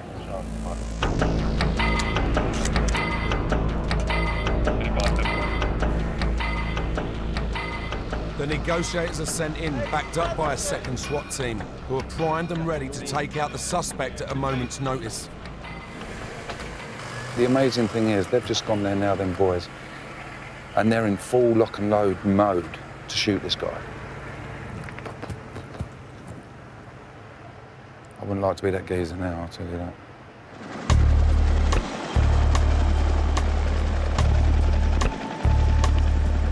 It's been 4 hours since the siege began. The man has shown no sign of coming out. I spot Zach from the rifle range. It's not just jump out the van and all rush in, is it? Rush in, At least the weather's nice. When it's raining or snowing, 4 hours can seem like a lot longer, you know that.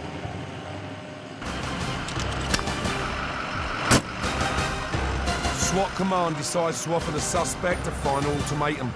The team then moves into position to bring the siege to a close. Tell him to come outside with his hands. I'm told they might fire tear gas and I'm asked to clear the area. But I can't move. I need to hear what's going on.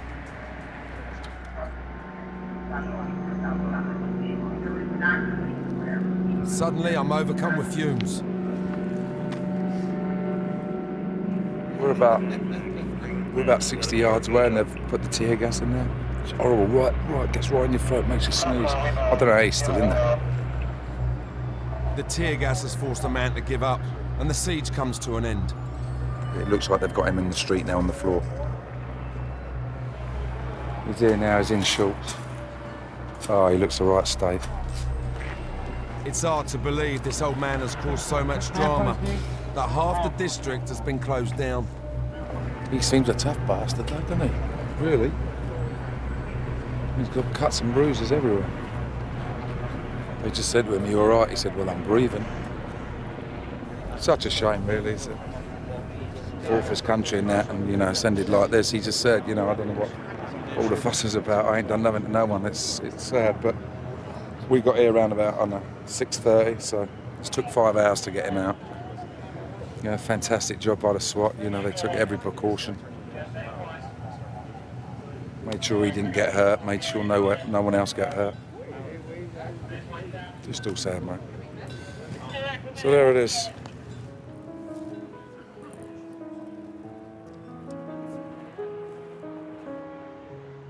It's been an eye-opening week for me in Baltimore. It's a city where the poorer areas are suffering from mass unemployment, where making money from drugs is an easy option. A massive 10% of the population are addicts and ready to do anything to get high. It's no wonder the cops of Baltimore are struggling to cope. Being a cop here is not just about bigger firepower and taking people out. It's about training, skill, instinct, and the ability to make decisions in an instant, which makes these guys some of America's toughest cops.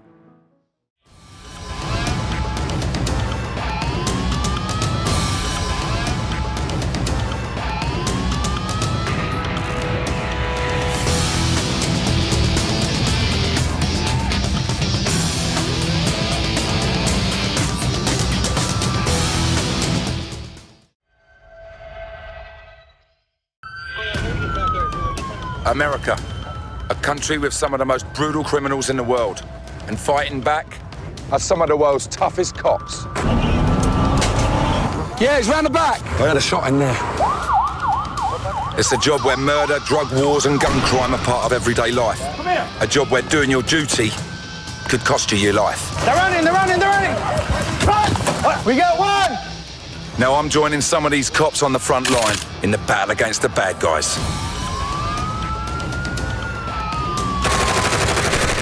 We got him. Yeah.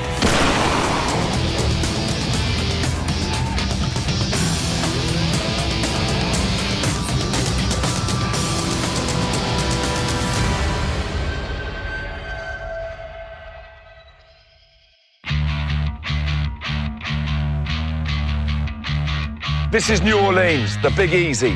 But there's nothing easy about being a cop in this place. He's running. We've got a runner. There, across the road. Stop. Come here! Get down! Yeah, he's round the back. The police are fighting a war against ruthless drug dealing gangs, and the city is awash with guns.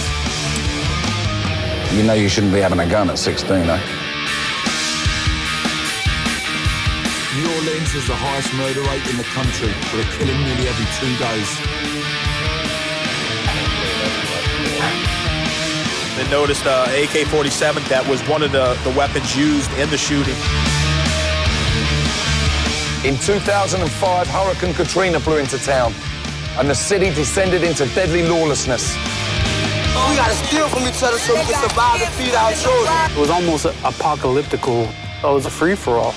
Now I'm going on the front line with the men and women that will stop at nothing to rid their city of violent crime. Please, the warrant! New Orleans, Louisiana is nestled in the deep south at the mouth of the Mississippi. It's a beautiful city with a turbulent past.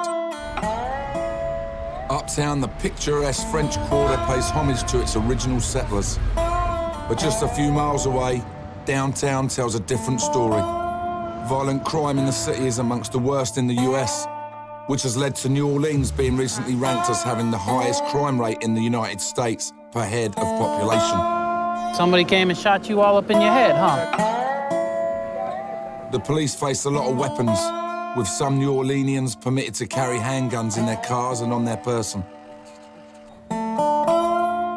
I'm here to roll with the NOPD Special Operations Unit. These guys are no ordinary cops. They deal with everything from tactical assaults to targeting the city's most violent criminals. VALS, or the Violent Offenders Warrant Squad, are gathering for a briefing in the 6th District. At this point, we're going to walk through the door, we're going to go out there, we're going to grab these guys, and just make sure that you guys I don't want to end up with anybody getting hurt. VALS has been assigned 37 criminals to arrest wanted for drug dealing in the city. 10-9 that address, Troy, please. Officer Fred Pfaff has served on the New Orleans streets for 15 years and with the Warrant Squad for 4. All right, 10-4.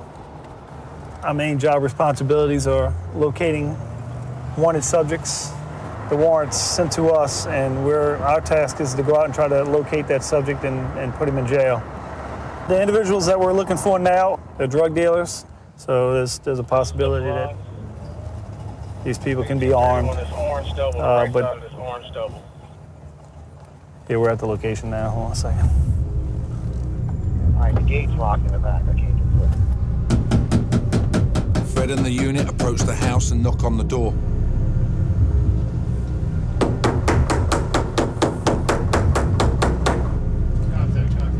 After a short while, they make contact and the lady answers. That's my uncle, but he doesn't live here. He don't live here. I have no idea. He gave my address. As the officers search the house for the suspect, they make a discovery. You got something on you, baby? I don't have nothing on me. Put your hands on your back. Who flushed that coke? What coke? Cocaine that's in the bathroom, baby. I don't have no cocaine. There's drugs in your bathroom, in your tub, okay? I don't sell no drugs. That shit in there too? Yes. I'm getting the fuck out of here. It's left to Officer Mike Hamilton to recover the submerged drugs which the suspects have attempted to flush down the toilet. For the love of the job. That's suspected heroin. Roughly an ounce of raw heroin. The VALS unit strike it lucky on their first warrant of the day, and they uncover $50,000 of raw uncut heroin and over $2,000 in cash. With neither of the subjects in the house willing to own up to the drugs, both are arrested and taken to jail.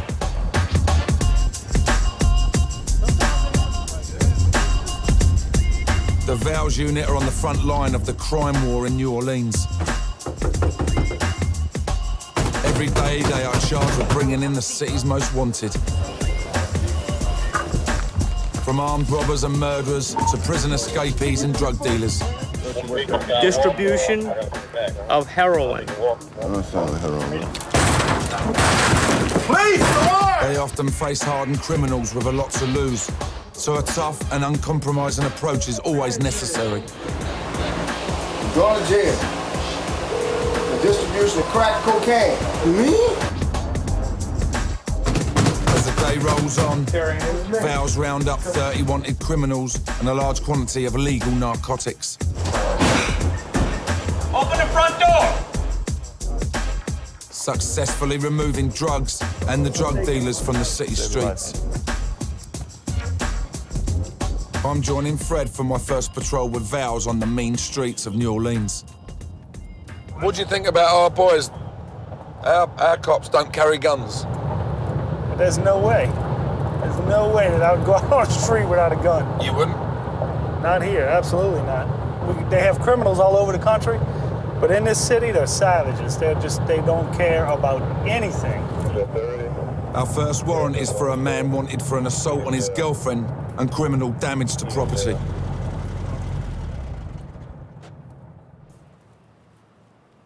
But I want to earn my place in the patrol car and prove I'm not just here for the ride. In New Orleans in 2007, there were over 3,000 arrests made for domestic violence. Can y'all push on this gate for me real quick? With nobody answering at the front door, Fred tries to gain access to the backyard to see if there's any sign of life. There it is. Finally, after some determined police work, we get contact. Come to the front of the house. It's the police. Hey, How's it going? Morning. You have a shirt? Yes, I have. Hey, listen, dude. Yes, sir. Calm it down here. Okay. Take it down a notch. I am. I'm surprised. Your girlfriend, whatever was going on with y'all, she put charges on you. We didn't do it. Okay. She did it, okay? Well, that's a big mistake. You have a warrant on you, okay? That's why we're here, all right? As the suspect is led from the house, his aggressive nature becomes apparent, something the sergeant is quick to subdue. This is embarrassing. He treated a man like a rat. Like a what? Like a rat. You're not being treated like a rat? You treat your girlfriend. I did not. Okay? So I don't did come out here not. on the bullshit. I would never hit anybody. Did I say you hit her? No. You threatened her. Get your hands from the floor, man. The guy come out, don't treat me like a rat. The sergeant just went, man, we'll put you in a fucking cage, we'll treat you like a rat. It was my first case with Fred, and I was proud to have aided in the arrest of a wanted man. When I opened that gate, it was like, I can't express the satisfaction.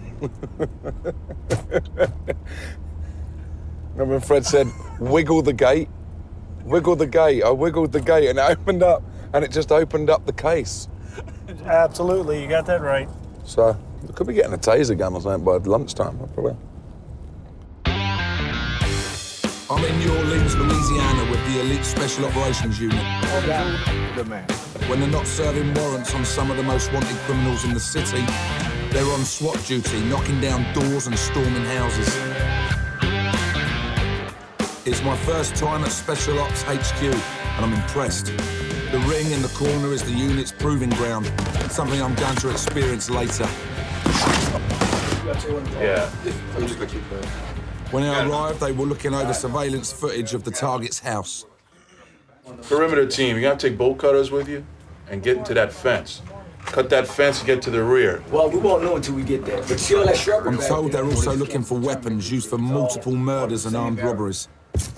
All right. You're just gonna have them hold on that, wait for the red team to make entry into the house, dominate the house, and wait for the call to move to the back? Correct. Because of the dangers involved in the raid, I'm told I won't be allowed to ride with the boys in the SWAT truck. Instead, I'll be rolling with Lieutenant Brian Lampard. All right. You're up 10 minutes, guys. Your match will be Dallin, Pig. As we prepare to leave, I receive an update on the surveillance operation at the house. Line up on perimeter team. The homicide have just said to Brian that the guy is there, 6 foot odd, got a pit bull, and there's a woman with him as well. So the target is actually there, so this could be really exciting. Let's go, Posse up. Because of the high risk of the weapons being used, the SWAT team need to hit the house in numbers. On this raid, nearly 40 police officers are involved. Let's go, roll out. Barricade the cat team. Make sure you get enough to get in. Make sure you stop there, make sure we're all tight.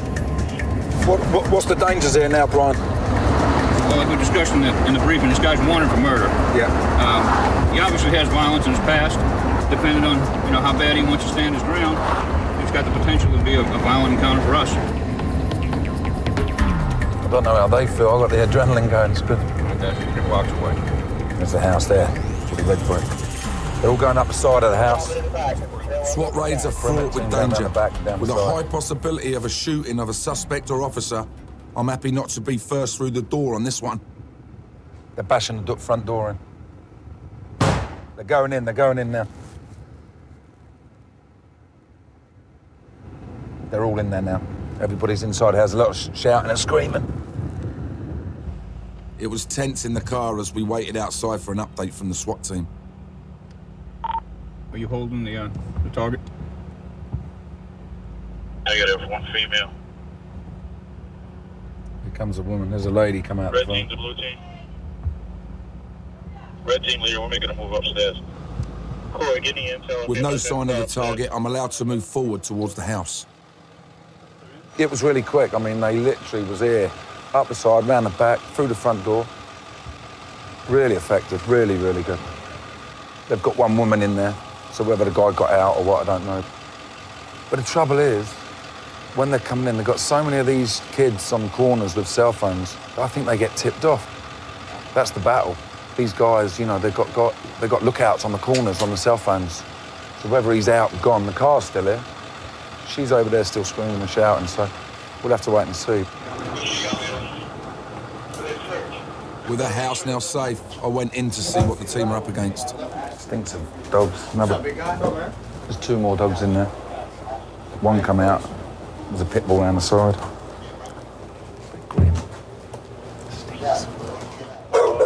Officer Chad Gagnon was first through the door. You never know what you're gonna get. I mean, you know, the warrant is a homicide warrant, so you know you're going after a guy who's already committed a homicide. His potential for violence is very high. You never want to see those days where one of us don't come out of the house. You know? Even though the target wasn't in the house, the SWAT team recovered a weapon used in a double murder. The gun will eventually be destroyed, along with the estimated 2,300 firearms the NOPD recover every year. I'm impressed watching the unit in action. These guys know what they're doing and are clearly very good at it. I'm disappointed not to have gone through the door with the team, but they've told me I can prove my worth to the unit in an initiation test that they have planned. My reputation precedes me as a bit of a hard man, so they've told me I need to face one of their tough guys in the ring. To them, I'm Hollywood, but they don't know I've recently spent 6 weeks in a gym training for my last movie. Oi, I'm the only traveller who's won 6 years in a row. I've done the Strength and Honour movie with Michael Madsen, and I was in the gym for 6 weeks and really got into it, and you realise how hard it is. I'm ready to fight, but then Jeff, unit's prize fighter, steps through the door. Jeff? How you doing, man? Yeah, bro, it's good to meet you, Hey, man. Vinnie. Hopefully he's got an extra thick head guard for me. Absolutely. And he takes it easy on me. Nah. Because we got to work tonight. And this has become precious now, so. What are you, 220, Jeff? 230? Wait. Yeah. 265. 265, there you go. And I've just lost about 12 pounds.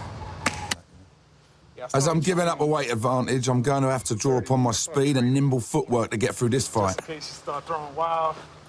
Whether that will last for 2 rounds is doubtful.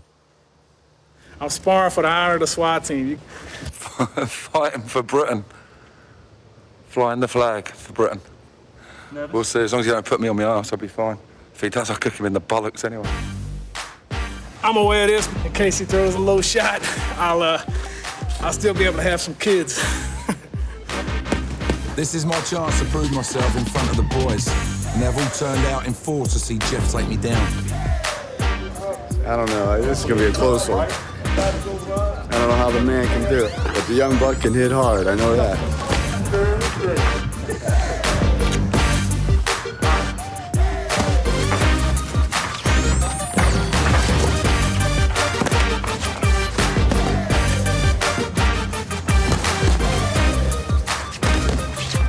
I started well, managing to get a few good jabs in.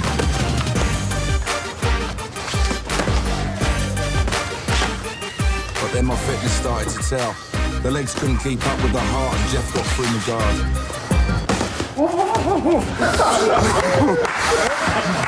You good? He caught me with a leg wobbler right on the chin, but I managed to stay on my feet to hear the bell. Good round. Don't tell Vinny now, but if he beats Roach, we're gonna book him. He's going to jail. Fucking out of shape, dude, I tell you. You've got to hit on his fucking moves. I have to admit, Vinny's fighting a better fight than what I expect. I wasn't sure what to expect, but he got some grab in him. I Came out fighting in the second and gave it me all.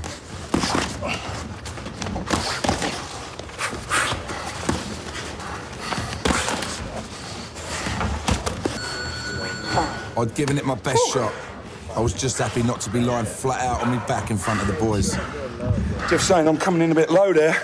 He was waiting for me to throw it, but caught me one where... I'd have to take the first round because I caught him with that hook. Vinnie's gonna have to take the second round because he put a few punches together on me I couldn't defend. So we'll definitely call it a split decision. You know, he might have threw the fight because he didn't want to go to jail. Yeah, I might not have won, but I earned their respect and a place alongside them for the notoriously eventful night shift. But the dangers for the unit in New Orleans today pale in comparison to what they faced in 2005. That summer, New Orleans was hit by a storm greater than any before. Hurricane Katrina gained pace over the Caribbean Sea before unleashing all its fury on the Big Easy. The sea level rose until the levees couldn't take it anymore. These streets look like rivers and canals. Almost immediately, more than 3/4 of New Orleans was under 5 feet of water, and 70% of the city's police officers became homeless. I'm lost. That's all I had. That's all I had.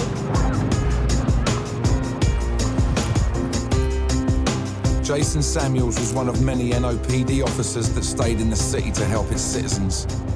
It was almost apocalyptical. Probably 85% of the city was underwater, at least 3 to 4 feet, which you had families stuck that needed rescuing. And then the other 15% that was out of water, you had millions of people heading that way to basically steal what they wanted, what they needed, or just try to find safety. They said send everybody to the Superdome. That was horrific. There was murder, there was suicide. Conditions that were so horrible that I had to get out. More than half of the city fled, but with New Orleans in its hour of need, Jason knew he had to stay. He regrouped with the rest of the unit in a nearby school. I mean, you basically learned a survival mentality. We went and found stores that maybe weren't flooded where we were able to get socks and some type of food stuff, canned food and everything, to where we were able to sustain ourselves until help arrived. Jason and the Special Operations Unit patrolled the city with the Army, rescuing those in need and recovering the bodies of some of the estimated 2,000 people that died. Local law enforcement was awesome. You know, they routinely running through about every 10 minutes. So. Amazingly, Jason did all this with an open gunshot wound in his leg. Just over a month before Katrina hit, he was involved in a shootout with a fleeing criminal whilst on duty in the city. The gunshot wound in my groin area had never closed, so I was constantly bleeding. My left leg swelled up to probably 2 to 3 times its normal size. The pain was such that I would crawl to where my boots were or whatever and get dressed. And I just put on my gear and went to work. Even now, the city is still recovering, but the heroics of Jason and his fellow NOPD officers will always be remembered. As far as American police, I don't think there's any other unit that's been through what we've been through. It was akin to guys going overseas to war together. Without a doubt, the Special Ops Unit excelled in the city's time of need, and listening to the heroics of Jason makes me proud to be serving alongside them. But as I was about to find out, when night falls, the challenge of being a cop in New Orleans becomes even greater. I'm in New Orleans, Louisiana, a city blighted by drugs and illegal firearms. I've seen the Special Operations Unit in action looking for weapons. They're going in now. And arresting drug dealers. But the Frontline policing is done by TAC patrols who roam the city's toughest neighborhoods, tackling crime as it happens. That's not mine. Don't be playing no games. I'm playing no games.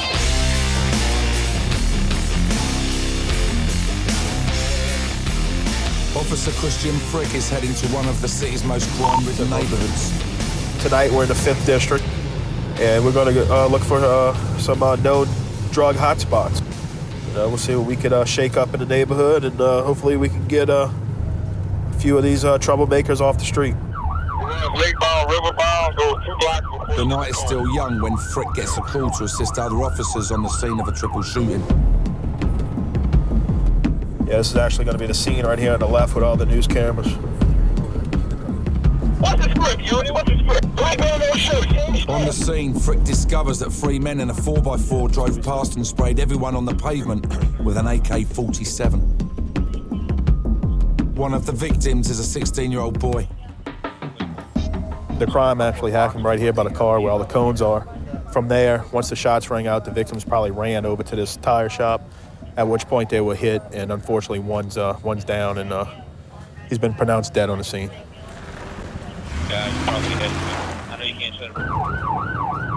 Away from the murder scene, the chase for the killers continues. Officer Frick gets information that the car used has been abandoned nearby after a brief chase. How y'all doing, bro? All 3 subjects bailed out of the vehicle, and fortunately for the police, they left the AK-47 inside the vehicle. Officers caught 2 of the perpetrators as they ran from the car, but one still remains at large.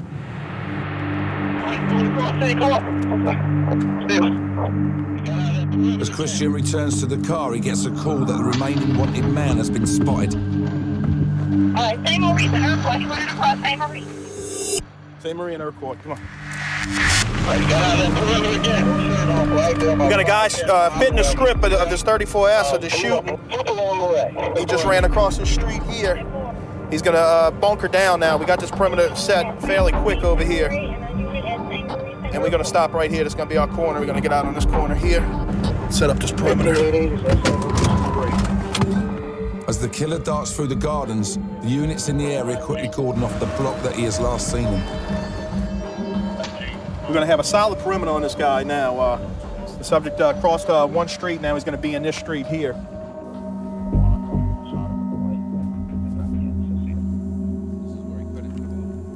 The K9 unit arrives and searches the area, but unfortunately it fails to pick up on the perpetrator's scent. The search is hampered by the number of empty houses left over from Hurricane Katrina that act as good hideaways. They could go anywhere in these abandoned houses. And on that last block, there was only 2 houses that people were actually living in. After looking for over an hour, the search is eventually called off. With 2 suspects in custody, getting the name of the 3rd won't be difficult. What you doing, bro? However, for Christian not to find the suspect is still frustrating. It's aggravating. I mean, we've been out here for an hour. You got numerous officers out here concentrating on this area, and we can't do anything about it. Rounds for 30 rounds. Clearly, when the sun goes down, the criminals come out to play, and the job of the police becomes even more difficult. The following night, I hit the streets with Officer John Barbetti, who has survived many close encounters. Pretty much controlled, but, you know, there's murders every day. Your first gunfight, how did that come around? It was interesting. We had an informant working with us, and they said there was going to be a deal going down, and we were going to try to jump it around, and it ended up turning into a gunfight right then and there. What, he jumped out with the gun? Yeah, 2 passengers and the driver all had guns. How long ago was that? That was in 2001. You've had a few more since then, have you? Yes. I'm slightly worried I might be going on patrol with the bullet magnet, but thankfully we're hitting the ghetto in numbers. You got anybody with you? We're traveling in a special tactical group known as the Wolf Pack. A gang of cars that stick together to flood a particularly difficult area. All we do is mostly proactive kind of work. Try to stop it before it happens or while it's happening. This is the 9th Ward area. A lot of chasing, a lot of weapons violations, and heavy into narcotics. He's gonna stop this guy right here. Check him out. We kind of watch his hands, see what kind of movement he does. Check this car real quick. I'm learning that working as a street cop requires a different set of skills. Did we make you nervous? You all right?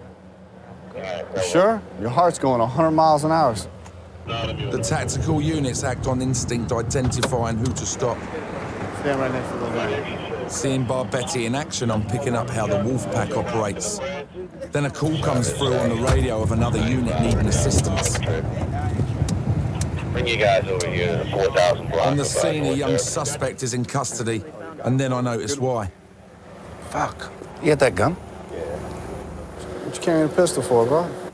Officer Wagger's pack was first on the scene, so I ask him what happened. We saw the subject emerge from the corner on the bicycle.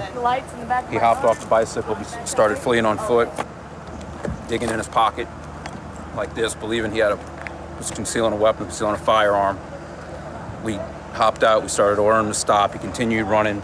As he got about up into this area right here, he removed the firearm from his pocket, tossed it onto the concrete here.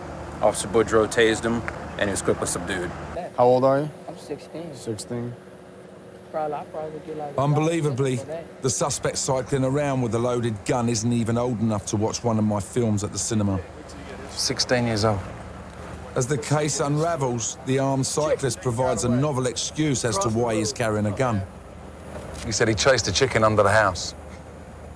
Missed the chicken and found the gun and the bullets under a house while he was riding his bike.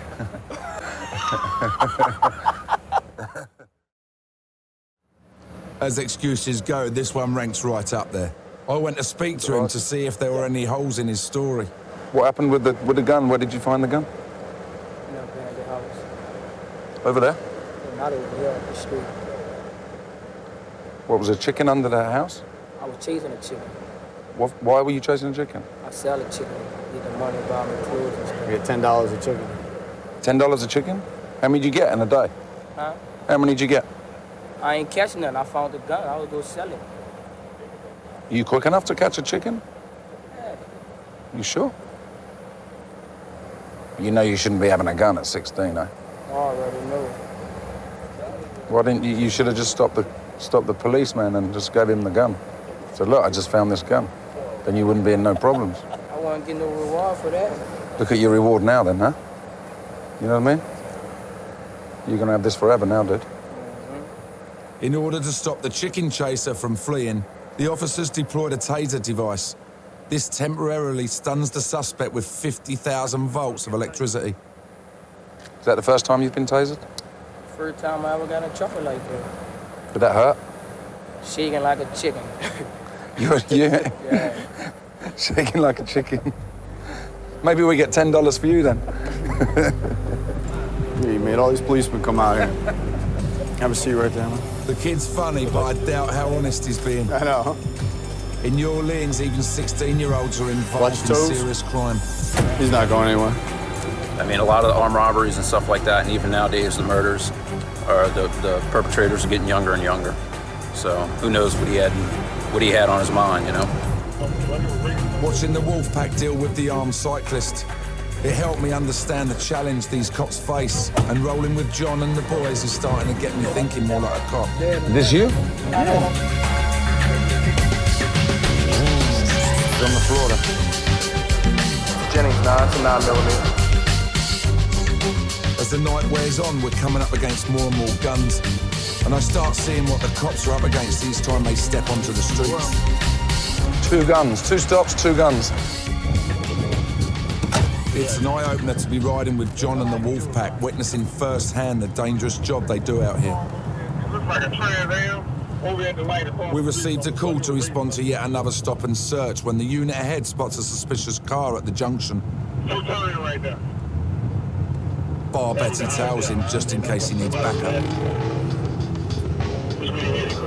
Then a simple stop and search turns into a car chase.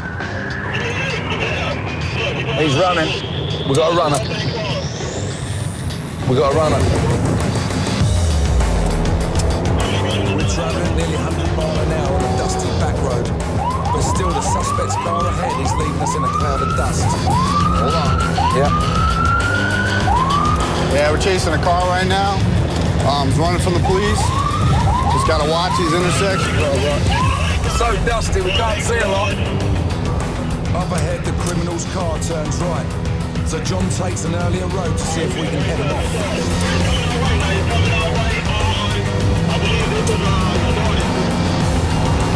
We're paralleling him right now. See if we can cut him off.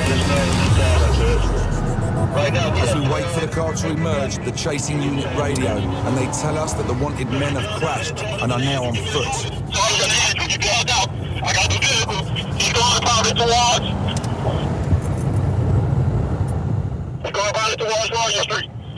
Is he running, John? Yeah, he's on foot. He's right out here someplace. Keep an eye on behind us. Yeah. 5400 block. He's gonna get a 5400 block. I was scouring the houses looking for a sign of the two criminals. There, across the road.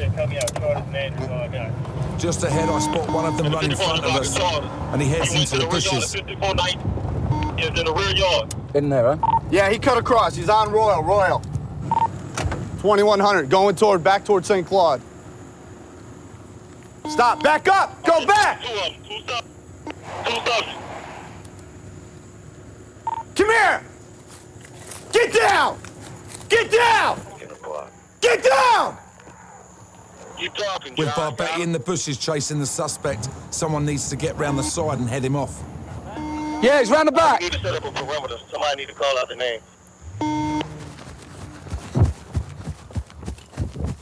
Where they Warrant?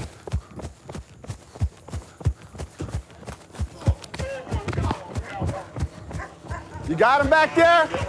Thankfully, another unit was there to tackle him. Otherwise, I would have had to notch up my first takedown. Go the other way, man. Go the other way. What street is that? What? But there was still one fugitive at large. I think there's another one. Is there another one? I saw the fucker run behind us into the bushes.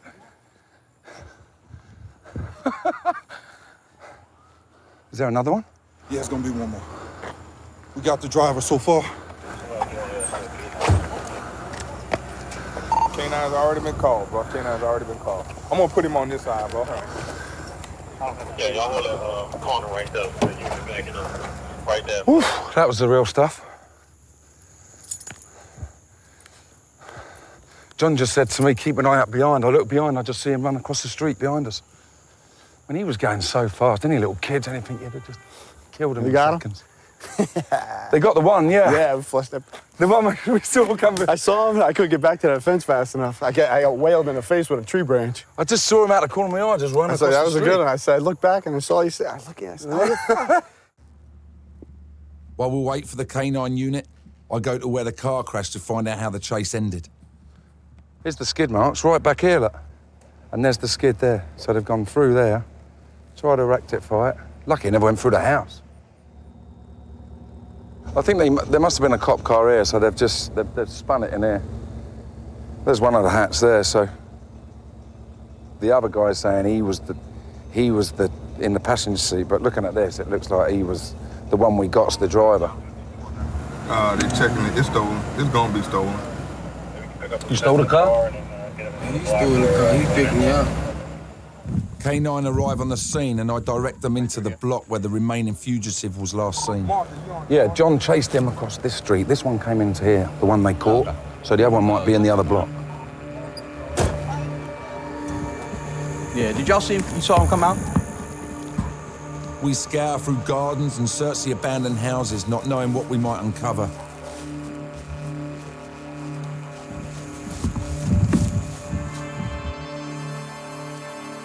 My heart is in my mouth. Yeah, they don't know whether he's got a gun or not. They didn't find a gun in the car. So that's why everywhere they look, they got the guns out first.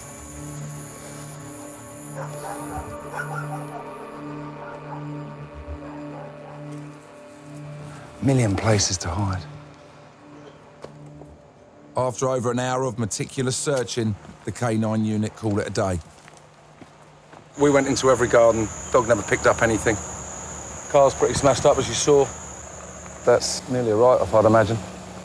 But you did a good job spotting them. Yeah, we spotted him all right, but just frustrating we never got the other one. Yeah. But it was good eyesight and led to an apprehension. Yeah. Thank God we were close and there's one less criminal on the street. But there's so many places in there to hide, man, I tell you. I'm proud to have helped John and the Wolfpack get an arrest, but it's sad to see yet another young teenager in the hands of the law. Yes, I do. After the adrenaline of the chase wears off, I'm left feeling thankful that this time no weapons were drawn and that the boys can all head home tonight. I'm in New Orleans in the deep south of the United States.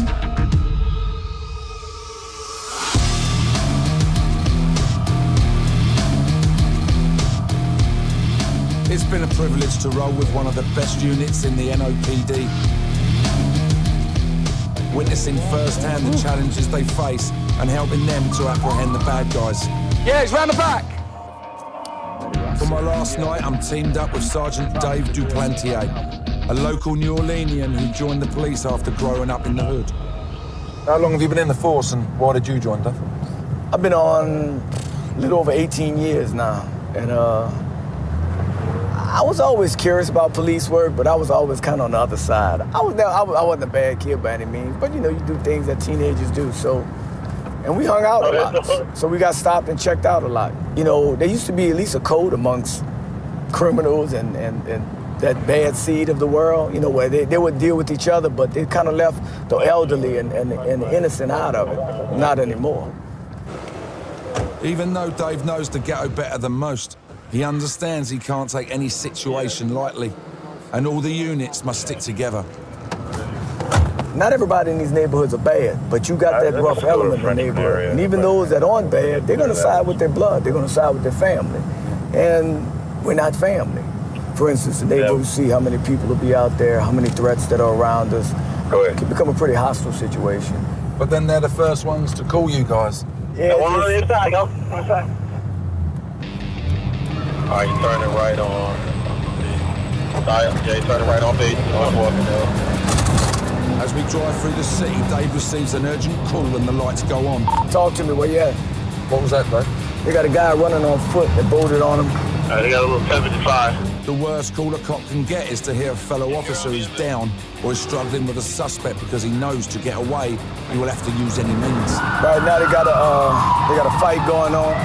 With some officers? Yeah, they got some officers involved.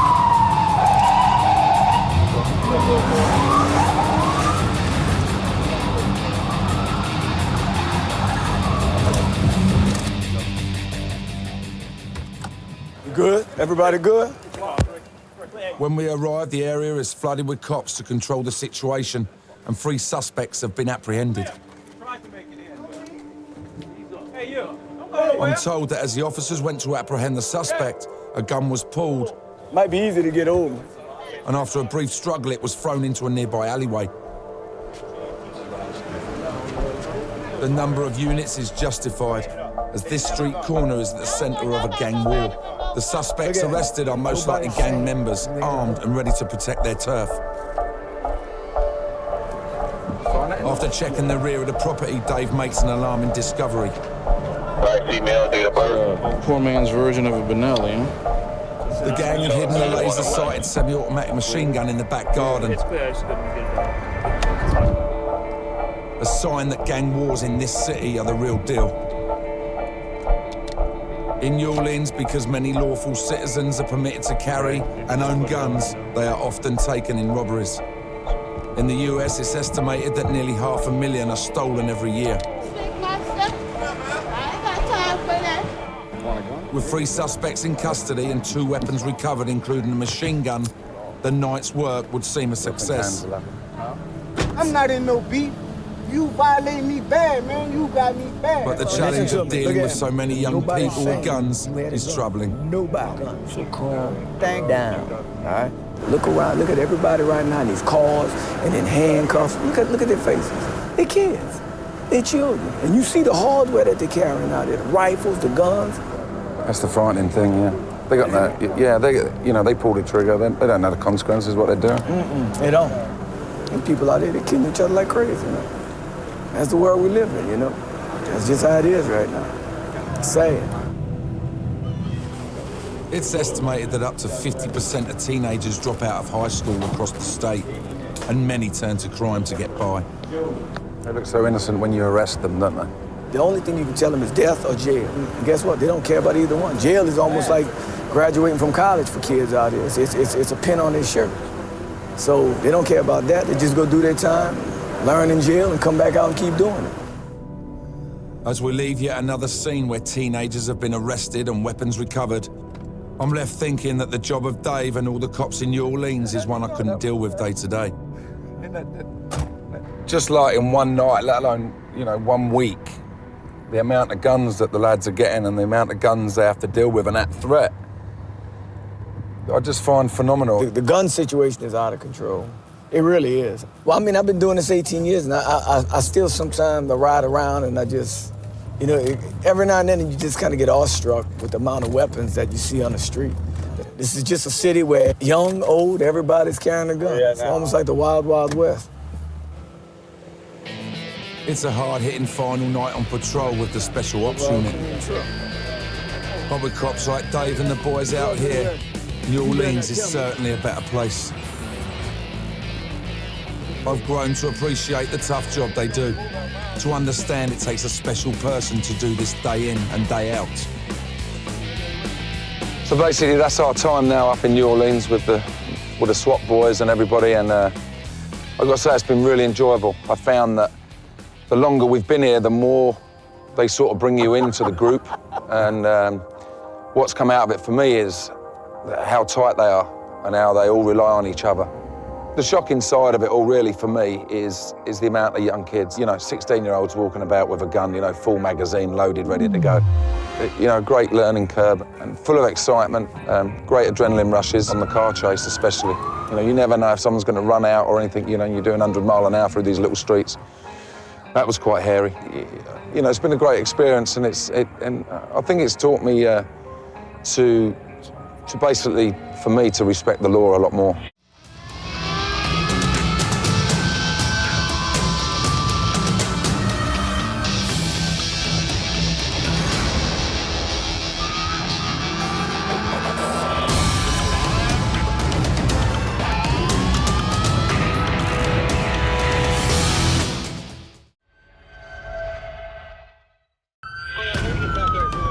America, a country with some of the most brutal criminals in the world.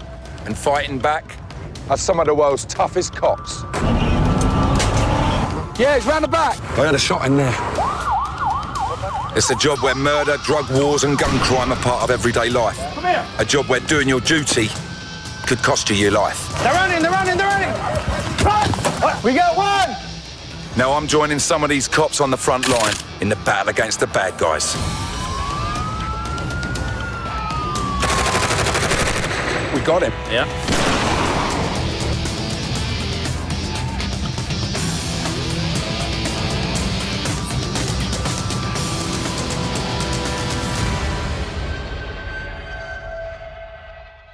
They call it the City of Angels, but take it from me, there's more to LA than bright lights and Tinseltown glamour.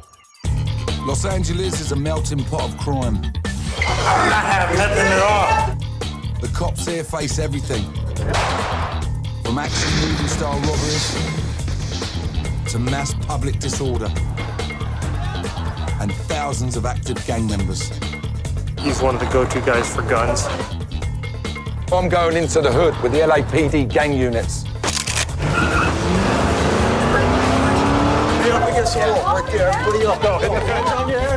On their mission to clean up the city's most dangerous neighborhoods.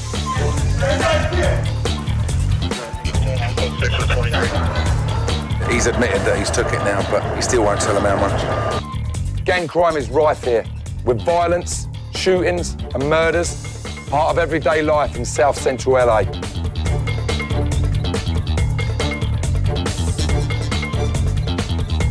The most dangerous place on earth. Someone said a gunshot's been heard.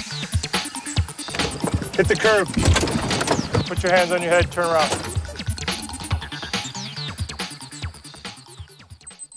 Los Angeles is the second most populated city in the United States, home to 3.8 million people and the film industry. And for the past few years, it's been my adopted hometown. Everyone knows about Rodeo Drive, Sunset Boulevard and Venice Beach. But beyond the glamour, hard bodies and whitened teeth is another side to the city. And it's the side that I'm gonna see firsthand when I head out with the cops. In the past 5 years alone, these streets have witnessed over 23,000 gang-related crimes. But before I head out, I want to get an idea of what I'm going to be facing.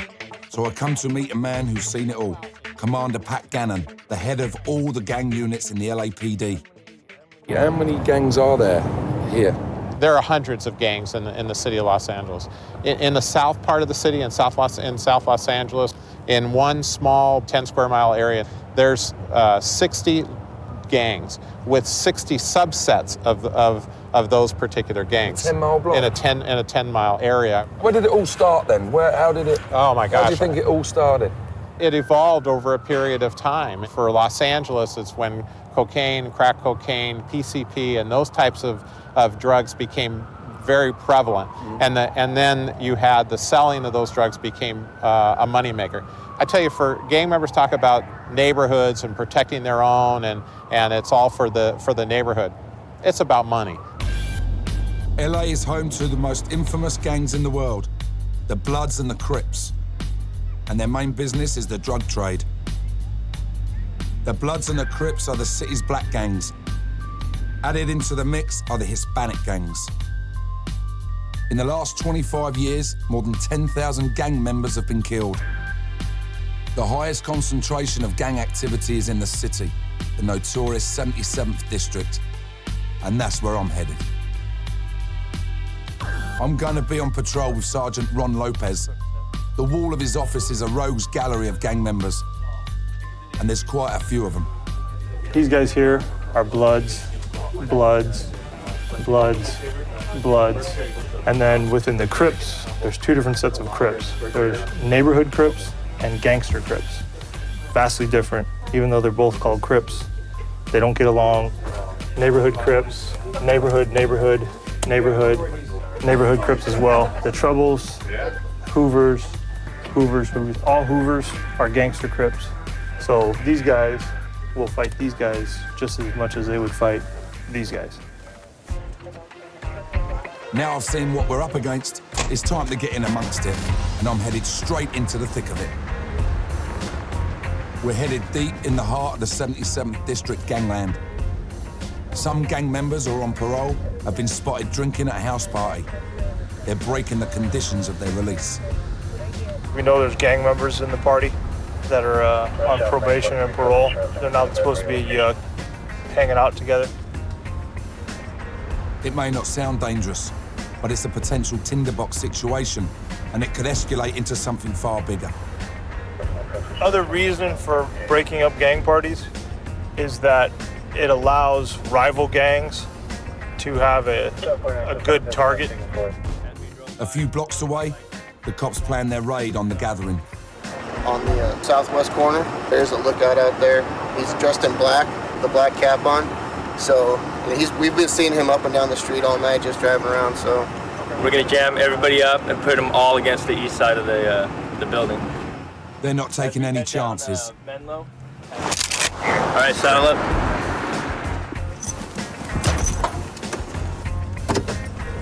Every actor should have one of these. If everybody's still there, pertaining to the information we got during the little briefing right now, should be a pretty good hit. A lot of drinking, a lot of booze, a lot of drugs, possible guns.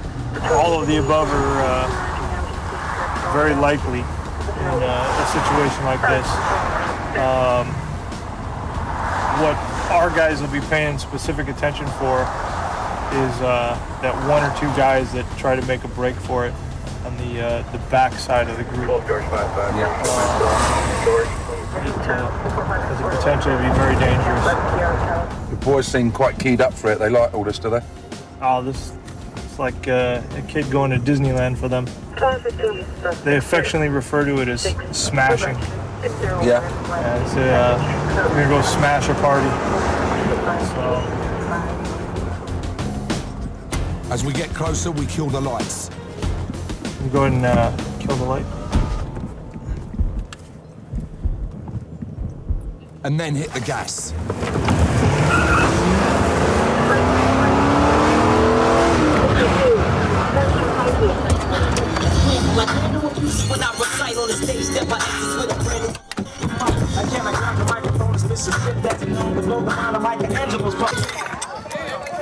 You're up against the wall right there. Everybody up. Go. Hit the fence on your head. Let's go.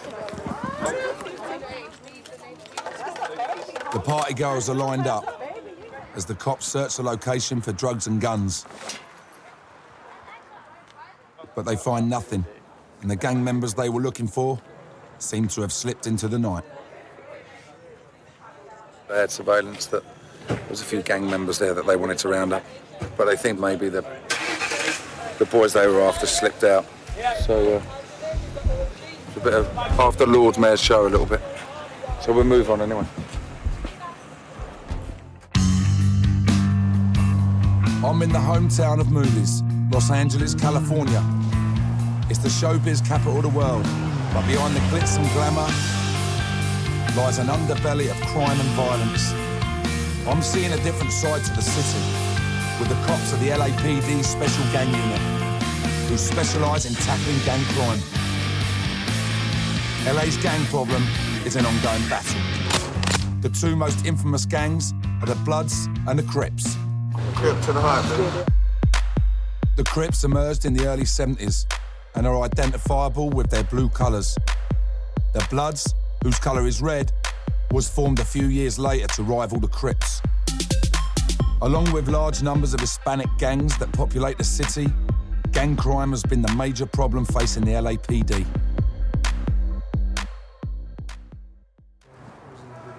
I'm rolling with Sergeant Ron Lopez.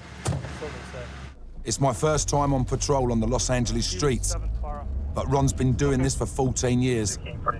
The LAPD is in his blood. What was your inspiration behind becoming a cop, especially so early? I grew up with it. I'm actually second generation. My dad did 38 years with LAPD.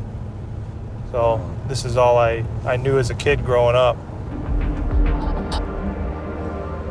As we drive around, I start to get an idea of the problems the cops face.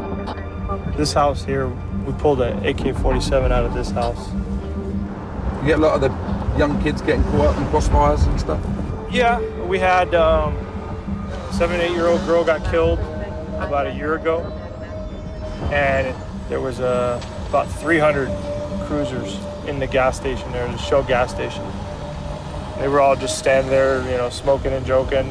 Somebody came by, and whether he was the right guy or not, they came by and he got shot right in the melon. Oh, right, okay, yeah.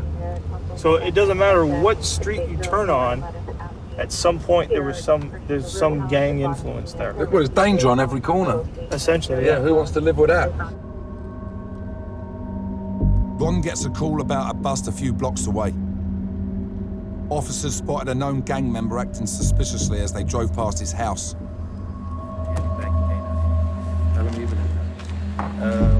First on the scene was Officer Steve McLean, and both the gang member and the property are well known to the cops. It's one of our regular stops we check on here. It's notorious for selling drugs back here. Been in this particular apartment before for weapons violations. We've recovered assault rifles from this room. Anyway, when we came down here today, we recognised a probationer. Just stepping out of the house, saw us, slams the door back. There was a strong smell of marijuana.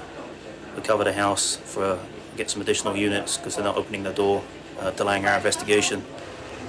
The cops suspect he has relieved himself of the stash before they could get in. He flushed, did he? Yeah. He had a toilet flush, so I imagine they're flushing the dog down the toilet, and that's where we are right now. We got nothing. We've cleared the house for people, conducted a probation search, and nothing. This is the 60s Brim Blood Gang. This is their area. So he's a documented gang member, and he's one of the ones that actually sells dope for benefit of that gang. Steve and I have something in common. He's an expat pounding the beat in LA. After a stint in the British Army, he came over here and joined up with the cops. This is our British LAPD cop.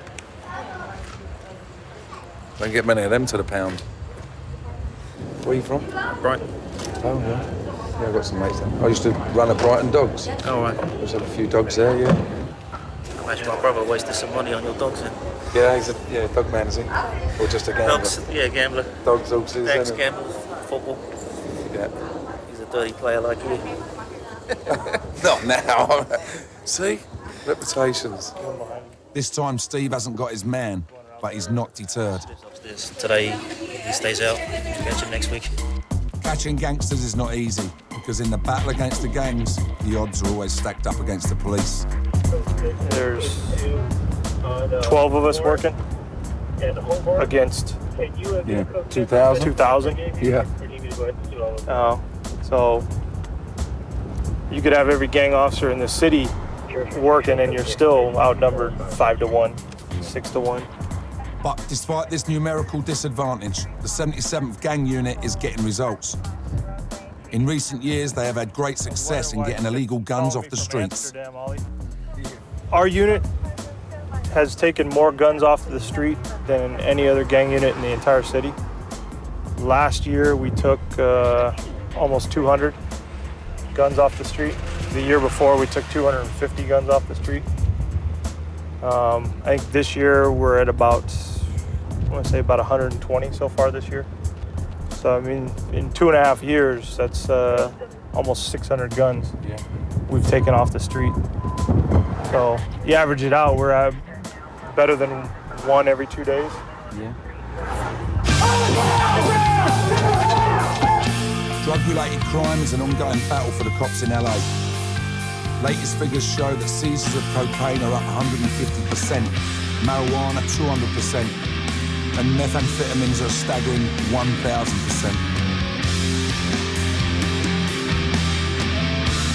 I'm back on the streets with Sergeant Lopez, and it's not long before I see for myself an example of LA's drug problem.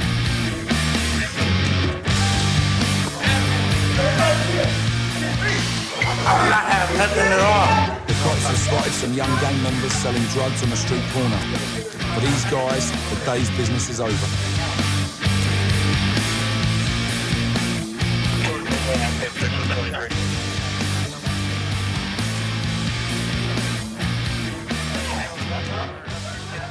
Chris and Steve have come around the corner, 2 lads on the thing here, probably lookouts, bolted in here, so they've stopped running after them.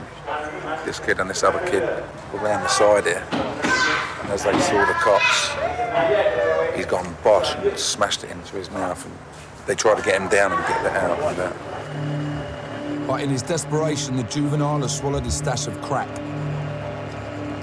I think they're about to call the paramedics now because he's 13 and he swallowed it. So it's now turned into a major incident now. Yeah, he just told us he swallowed rock cocaine. He won't tell us how much though. He said he swallowed a baggie, but he's not sure how much is in there.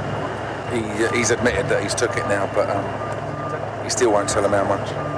Normally adults can handle it, but it depends on the quantity they swallow. Can have a pretty adverse, make them pretty sick. The cops can't take any chances, so the boy's taken to hospital in handcuffs as his surprised father looks on. Hey, you swallow some dope? I take that look away as an admission of guilt. My son ain't swallowing no dope. I don't care what you say, you can take it as admission or whatever, but I know my son ain't swallowing no fucking drugs. His dad came out there. He said to him, you swallowed dope, and he can't even answer his dad. He just looked away, which is so sad. You know, you can see the situation we're in here, which ain't the best. He's already involved, 14 years old, you know. So, you know, he's a victim of the gangs, you know, and hopefully if he gets a stomach pump, he won't do it again. So, we'll go on anyway.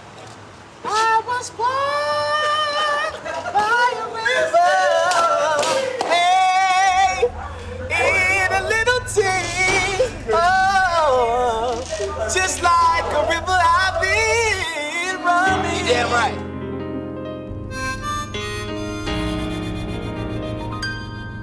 The age of some of these gang members has shocked me.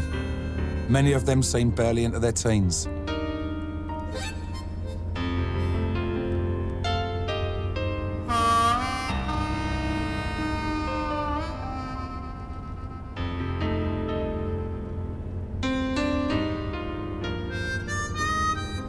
One of the main problems in tackling gang crime is that there is always a steady supply of recruits ready to sign up. I see all these guys hanging out right here in front. They're all gangsters or gangsters' family. For the older guys, it's easier or beneficial to recruit the younger up-and-comers, so to speak. Say, okay, hey, you want to earn your stripes? Go out, you know.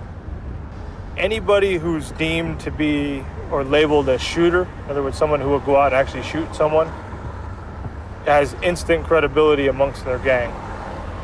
Because not every gang member has the guts or the backbone to go out and do a shooting. They need to make sure that any possible gang activity is nipped in the bud. Keeping on top of gang problems is all about suppressing their activities, being proactive and not reactive. We've been called to a stop search of a known gang member. These guys, Vinnie, they're both on parole, which means they have search conditions. So at any time they're stopped by any police officer in California, they're subject to search, their car is subject to search, as well as their house. The man claims to no longer be a gang member. Ain't nothing. I be in school every day. What are you studying? Business science. Where at? El Camino. Yeah? But the cops suspect he is still a major player. The intelligence that we have on the older of the two with the ponytails, he's a member of the 8 Trey Hoover Gangster Crips. He's been a member since 1985. Because of the amount of time he has in the gang, he has instant credibility on the street. And if he was to tell a new member to do something, they would do it out of respect for him and his position of authority. Because of his time in the gang and seniority, so to speak, he's one of the shot callers supplying a lot of narcotics in the area, as well as he's one of the go-to guys for guns. So the likelihood of us one day stopping him and having a gun in the car is there. The search has found nothing and the man is released. But like many who claim to be reformed gangsters, he's very much on the cops' radar. It's not too difficult for the cops to spot gang members, as they are easily identified by their tattoos, although some are in the most unusual places. Aaron just got put on, so he's tattooed his eyelids. That's brand new. When'd you get that done? I can't tell you. Well, this week. It's like 6, 7. What was that name? Neighborhood Crip. Christian got put on when he was, what, 13, 14? He put on? He went for a boot camp where my partner was an instructor. Anyway, part of the deal was he gets his tattoos removed, but he's still hanging out. He's from the 6-7 neighborhood Crips, so he's got 6-7 on each. Oh, that's hilarious. Here he has his rival gangs, hand sign whacked out. That means fuck Hoovers. How many times have you been shot? I don't even know. I lost count. But it's bullet holes every fucking where. Look at the telephone. Look at the cars. But it's cool though. I don't even want them to find them if I get killed. I don't care. Is it a dangerous place to live? Hell yeah, it's the most dangerous place on earth. How high were you when you did that? I wasn't sober. You were sober? Really? What'd your mom say? My mama dead. She ain't say shit. Good thing. Not really. Come here. Take off. England, bro. Take what off? Take off. England, bro. I was about to say, y'all looking at my ass again? He told me to spread my cheeks and bend over. Him and his other homie.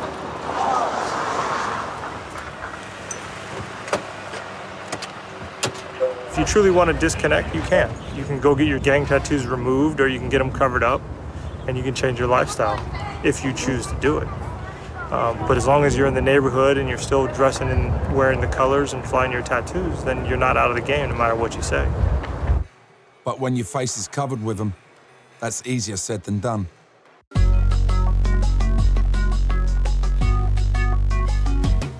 I've come to a project called Homeboy, which for many gang members is a way out from life on the streets. The project gives gang members opportunities to rehabilitate themselves, which includes a free tattoo removal service.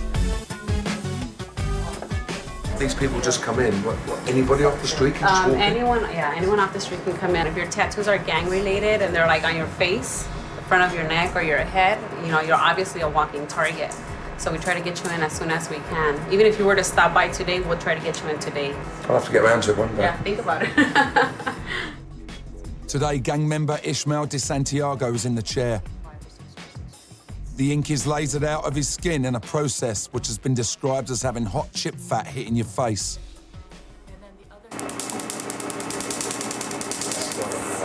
Woo. Stay in there, bro. It's okay. That's all right. The body can only take so much sometimes. The laser sends short pulses of intense light into the top layers of the skin. The energy breaks the ink into small pieces, which are later naturally removed by the body's immune system. Tattoos are painful enough going on. It's even worse taking them off. Go on, bro. Woo.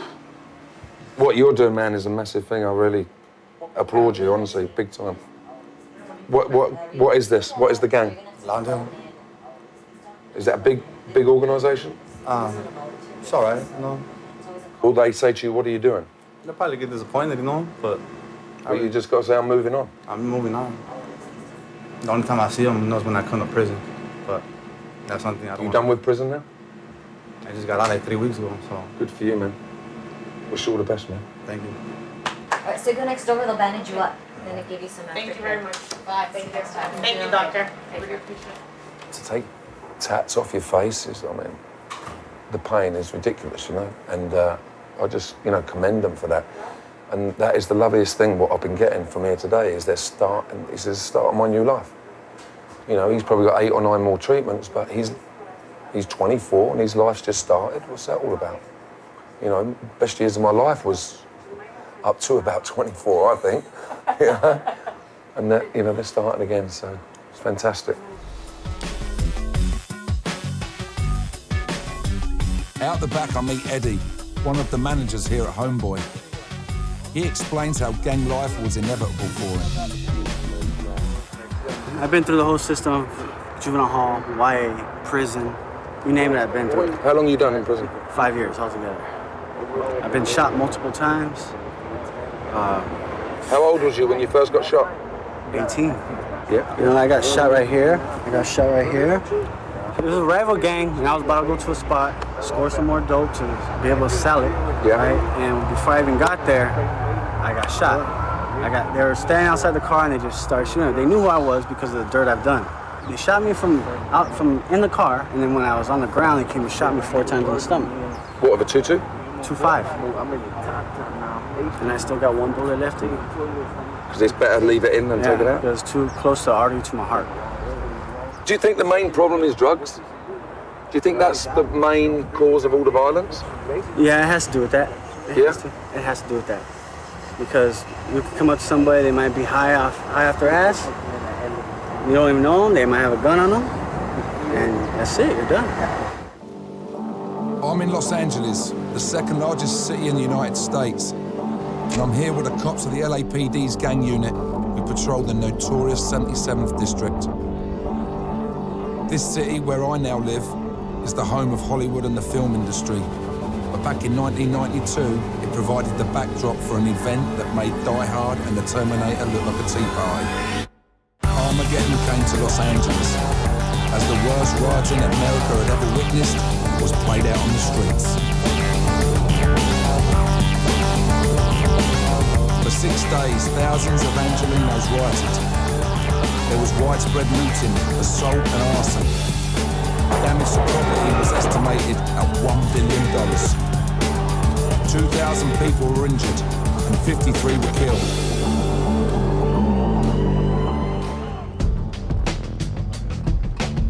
But the murder rate today in the 77th District is on the decline.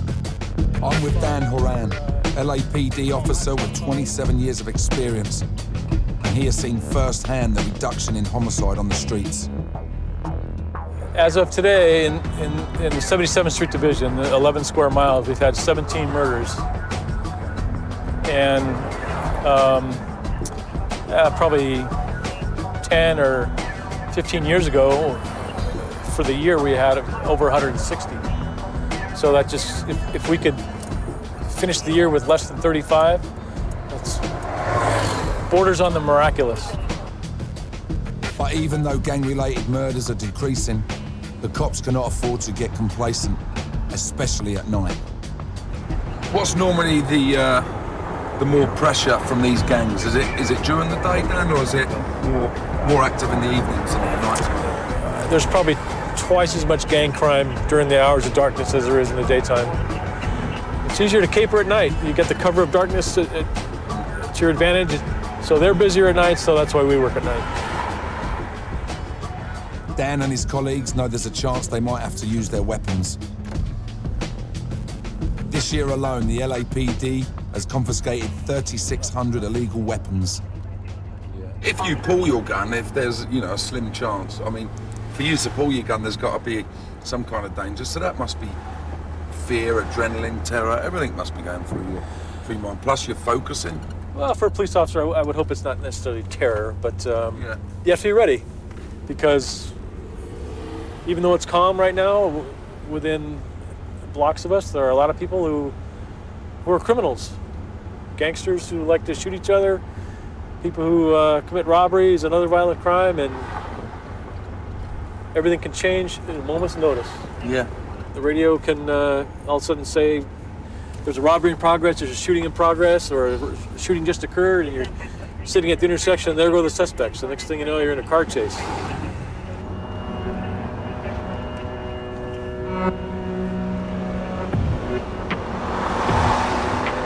Suddenly, we're on the trail of a well-known gangster. He is pulled over by the cops.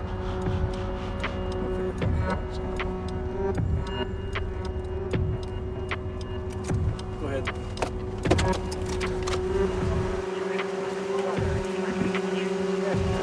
These guys here are obviously a couple of gangsters. They're from a gang called the H-Ray Hoovers. You notice the guy in the driver's seat, you see his baseball hat there with a star on it. I believe it's a Houston Astros cap. That's one of their emblems of that gang. Approaching a vehicle can be very dangerous for a cop. They have to be on their guard. They're known to carry guns. So you walk up in a car like that, you really have to be on your toes, because it's one of the most vulnerable times as a police officer. You could have a gun right here and you wouldn't know it till you're right up next to him. So, for 27 years, I've never gotten rid of the butterflies of walking up on a car, especially when it's driven by a couple of gangsters. How's the business going? It's all right. I have no problem. The gang member they have pulled over is someone they know well, and he isn't giving them any problems.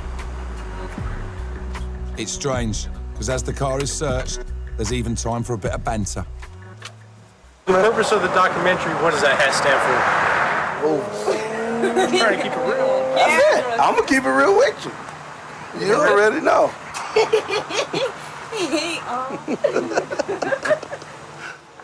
Although there were no problems with the stop and search, Dan knows he can never afford to drop his guard. Despite his relatively calm demeanor and respectful attitude, you still got to be careful with him.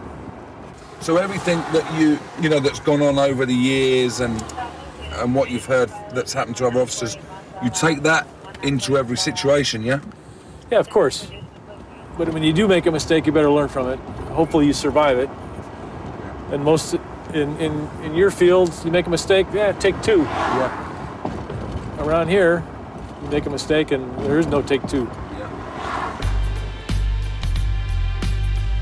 With this in mind, I'm even more cautious as we respond to a gang-related call. Which one I'm clear from, Arctic. So, what is that shit? The officer stopped these three individuals here. They're gang members. They're behaving suspiciously. One of them behaved as though he might have had a gun. It's a tense situation, and I get the feeling trouble could kick off at any moment. They didn't do nothing. Don't come over here. She's all right. She's all right. Don't come over here. You'll wind it up. That's my brother. That's what she wants to. She wants to make a big scene, so don't bring the camera over. I believe these guys are rolling 40s Crips. which is the gang that claims this neighborhood here. Then we're going down the street to the parolee. His house is right down the block. We're going to his house. The parole agent is going to, we're all going to conduct a search to make sure he doesn't have any guns or drugs or anything else he's not supposed to have. The cops search the suspect's house. Anybody inside, step out.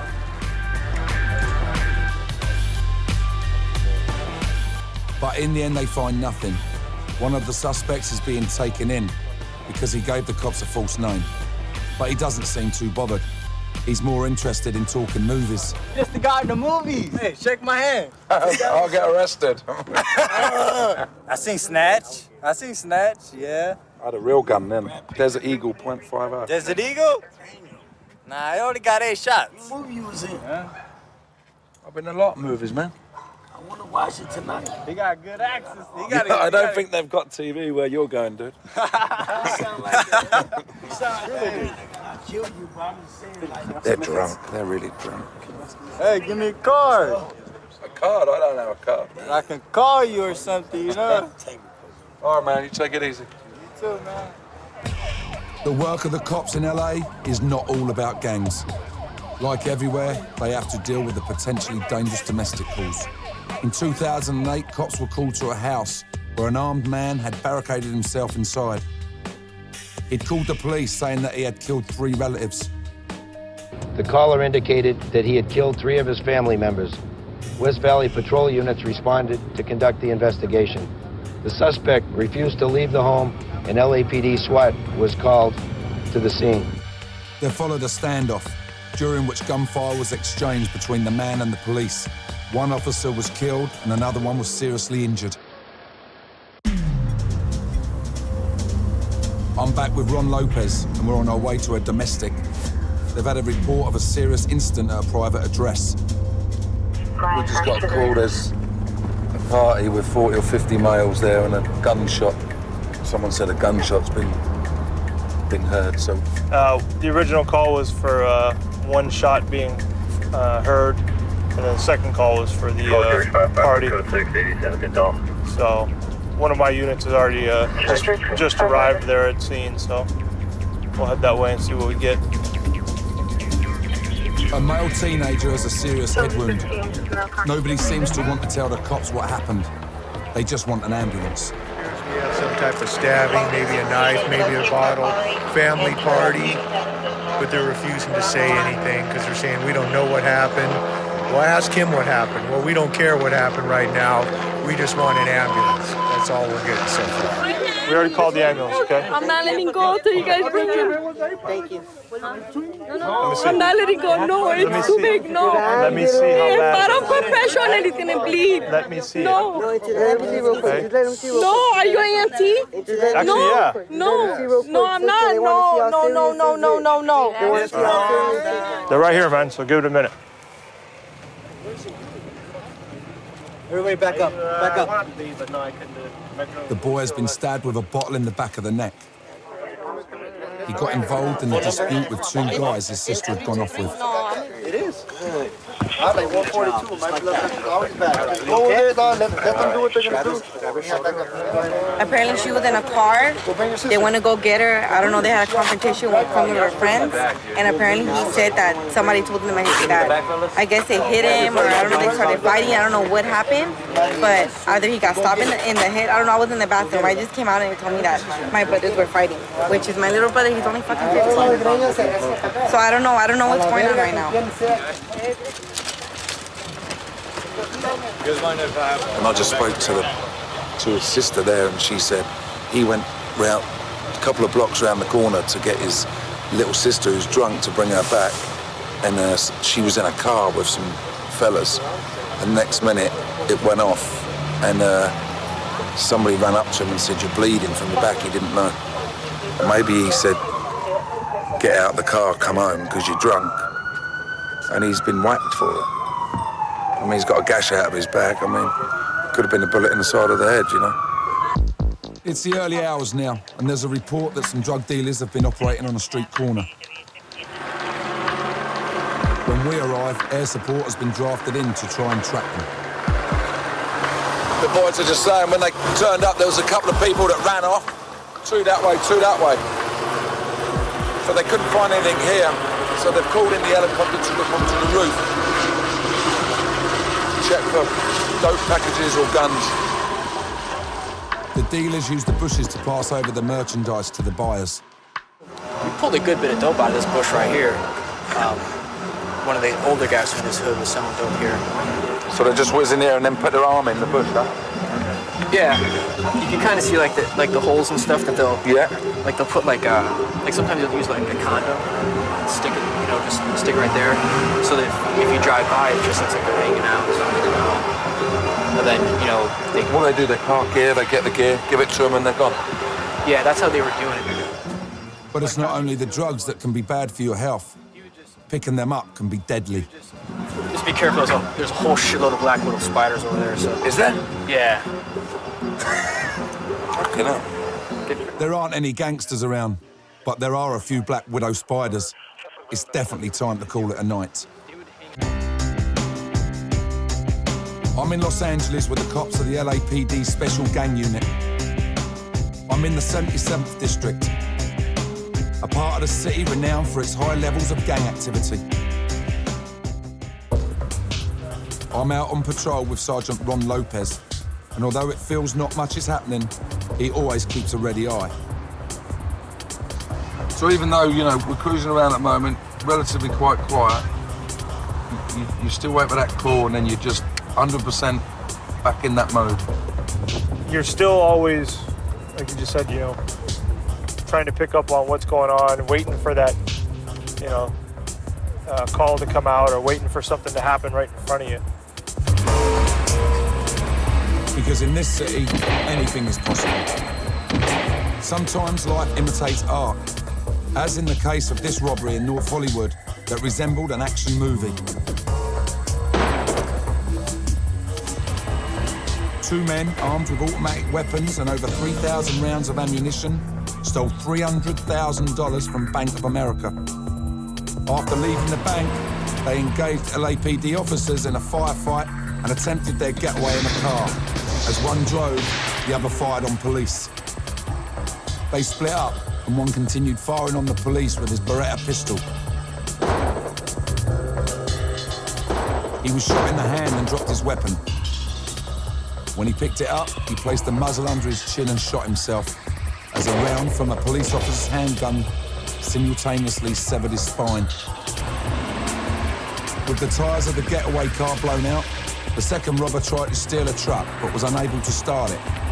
Taking cover, he continued his firefight with the cops until he was shot in his unprotected lower legs and surrendered. But by the time the ambulance arrived, he was dead. What happened, guys came in with guns, started shooting, started screaming. I went in the vault, I prayed, I did what I could to help others if they needed to, and I'm here talking to you guys today. Multiple civilians and officers were wounded in the robbery. Incredibly, no officer was killed. But in the past 8 years, 8 LAPD officers have been killed in the line of duty. So the cops' families have it tough too. I'm back out with Ron Lopez, who has a wife and children.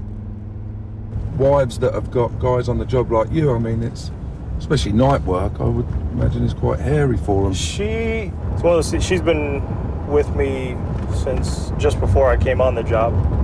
So this is all she's ever known, is me doing this line of work. Do you think she worries? Deep down she does. If she didn't, then I might be a little concerned. Yeah. You know, I have the same routine every day before I go to work. You know, I make sure I give the kids a kiss goodbye every single day, whether they're happy with their dad at the time or not. One thing I've learned is that the cops in LA are always on their guard, no matter how innocuous a situation may appear. These are all rolling 60s.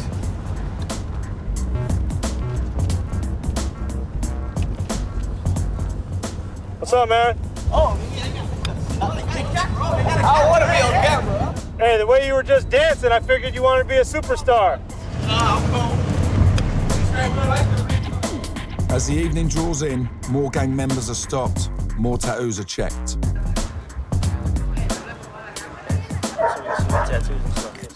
Today's been quiet. No shots have been fired and nobody's got hurt. So for the cops, it's been a good day. We've got a different approach, but I just get a feeling that they're a little bit on top of it here, and just them being around at the moment is keeping everything quiet, which is a good thing.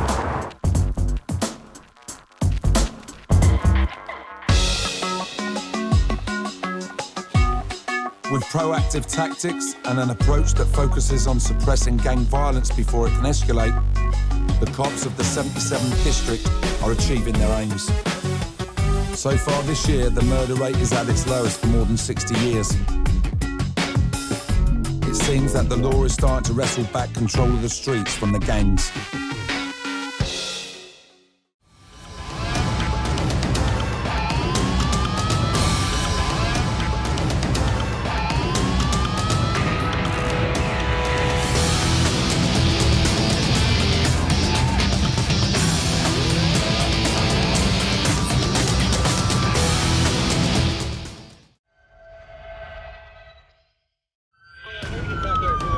America, a country with some of the most brutal criminals in the world.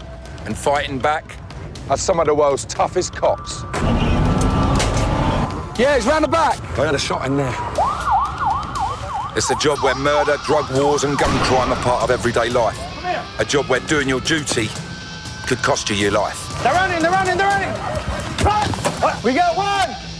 Now I'm joining some of these cops on the front line in the battle against the bad guys. We got him. Yeah.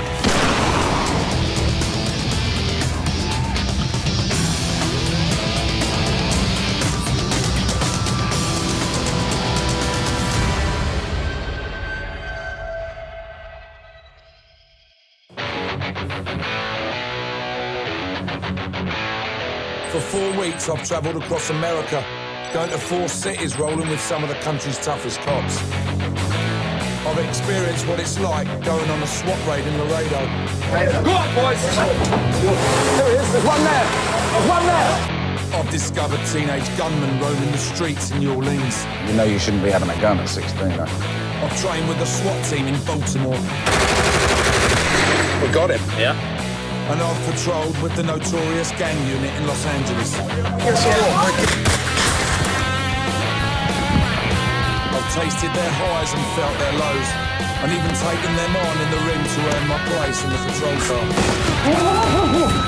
It's been an emotional journey where I've embedded myself with the cops, trying to understand what it takes to do this job, day in, day out. Sooner or later, they'll end up getting caught. This is my story as I walk the beat with America's toughest cops.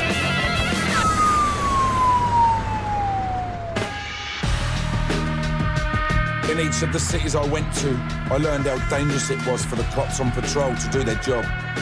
Facing down gun-wielding criminals when we stepped out of the car was always tense for me. But I also got to go out with the highly trained cops in each city, the people who the beat cops bring in when they need backup. SWAT, or special weapons and tactics, are who the cops call when the going gets really tough. I went to the SWAT training ground in Baltimore to speak to the boys and to find out what it takes to become an elite cop. Officer Zach Wine shows me through some of their arsenal.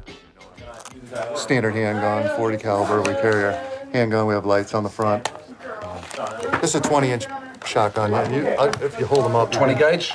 20-inch. Yeah. They're all 12 gauges, but you can see by the barrel length that you can shoot a little further, a little more distance with this. But as far as like an entry weapon, this is a 14-inch. You see how much shorter it is?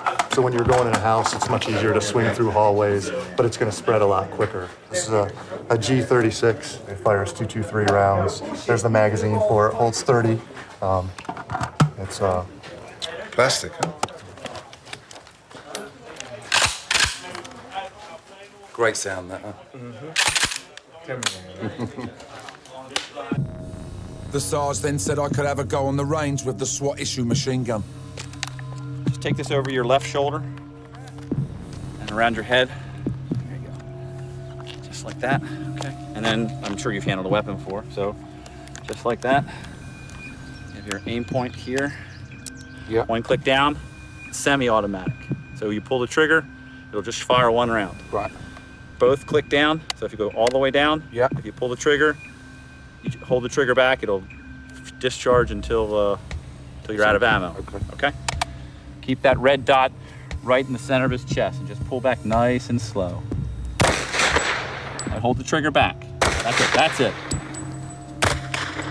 Now the Sarge lets me see how deadly this weapon really is. All right, so go fully automatic, all the way down, 1, 2. Just hold it to the rear and let it ride, okay? All right, go ahead. Whoa! There you go. There you go. Weapon on safe. There you go. Okay, good. Okay. There you go. Thanks. You're very welcome. It's a nice little rush, isn't it? Yeah, something, isn't it? We got him anyway. Yeah. Did you? Very good. That's it. That's where he said I had to get inside. So there's one out there, but he got it there, and then this was the semi. Look, one right there. It's all very well firing at paper targets, but what if I was faced with a real thing? After one day on the training ground, I felt I could handle myself if it got a bit messy. But unfortunately, they wouldn't let me loose with a gun just yet. In Laredo, Texas, on the border with Mexico, we receive a call that the SWAT team were going to raid a home of a jailed pistolero gang member. I felt ready, but didn't realize how close to the action I was going to get. The pistoleros control the gun smuggling in Laredo. The police jailed one of its leaders in 2006, Roy Mendoza. They now have a warrant to search his family home for drugs and weapons. Mendoza's son is thought to be living there, although he has no previous convictions. This is Joaquin Romero, the leader of the entry team. He's 31 with 8 years service under his belt. When you get there, you're going to give him a chance to come out, or you're just going in? No, we're just going hard. Me and my team, we're going to tear the gate down. And then after that, everybody's going to make entry through the hole that we make. And then there's no warning. No warning, just bam. No, yeah, that gives them a chance to get anything that they might have ready. So this is like a hard entry. The real thing, man. So he's just told me that they're basically going to go straight in, no negotiations. They've just set up and go in the front line with the boys. So the lads that are going in first, hopefully there won't be any shooting, but if there's any shooting, that's when it's going to happen. So I'm going to go in with them and hope this holds up. The surveillance team at the location have given the green light and we're on our way. I'm about to ride in their armoured truck known as the Bearcat. Just so Gazza knows, I've got me pad, Gazza. That's what you should have had, mate. In '87.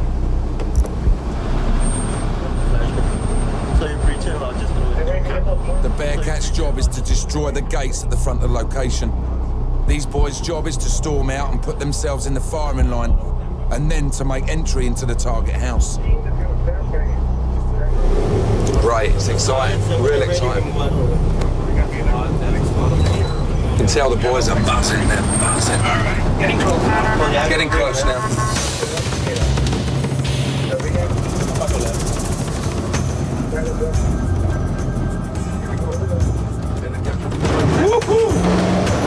There's a lookout there. He's on the phone. There's the Escalade and the red car up there. Showtime. We're in it. Showtime, guys. Go on, boys. Go.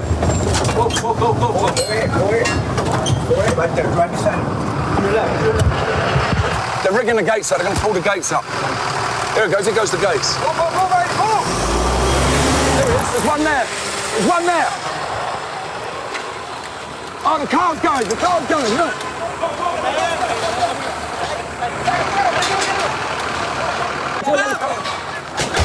Oh, fuck. We've got the car there. We've got this car down there. They're in. Is he the one we're looking for? One guy here. One guy right here. I think he's a lookout. They've secured the car. There's firing going on in here. I had a shot in there. They've got everything covered, all the windows. Shit, the adrenaline's unbelievable. Was the guy in the Escalade the target? Was he the target, or was he just a lookout? He's the target, so he was already in the car. Con madre. They jumped out, they hooked up onto the main gate, reversed it out, pulled that out. He's sitting in this truck in the car. So the lookout guy that we passed must have told him. So he was in the car, but we all pulled up. Looks like he's gone to put it in reverse. He's then got out. They see him, get out, he comes running out. The SWAT guy that we was with just went over and just jumped all over him, got him, secured him down. But the car, he grabbed him out, but the car kept going. So the sergeant pulled up behind him and blocked him in and crashed straight into his car.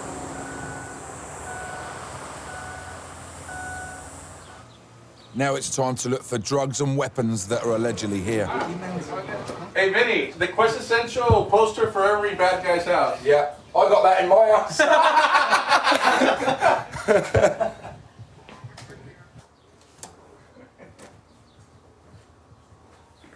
None of mine. Really nice house. You know, if he hasn't got a job, this is unbelievable. We can smell. You can smell marijuana in it. He was a target, yeah. Saw his big tattoo there that we saw in the briefing room. Mendoza, that's his name.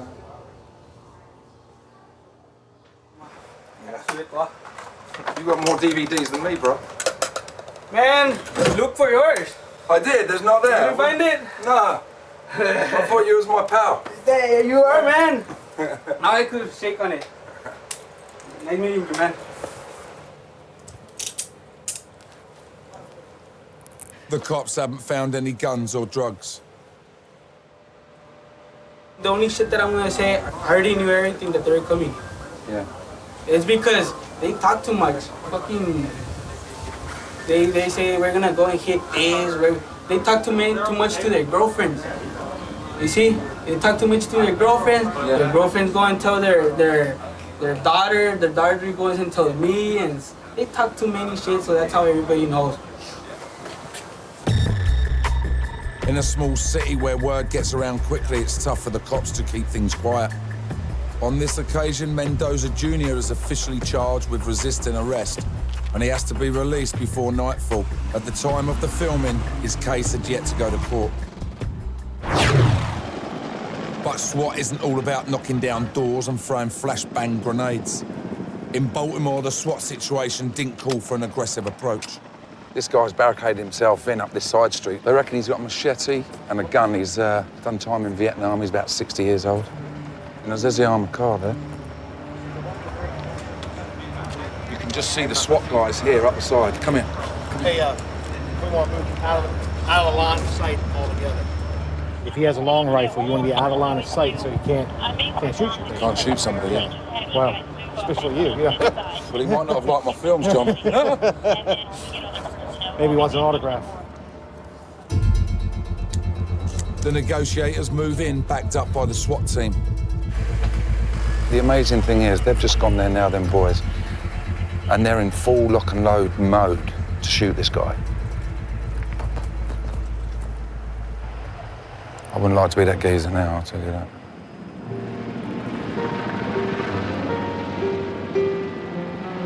After 4 hours of negotiations and failing to persuade the suspect to leave the house, SWAT command try another method: tear gas.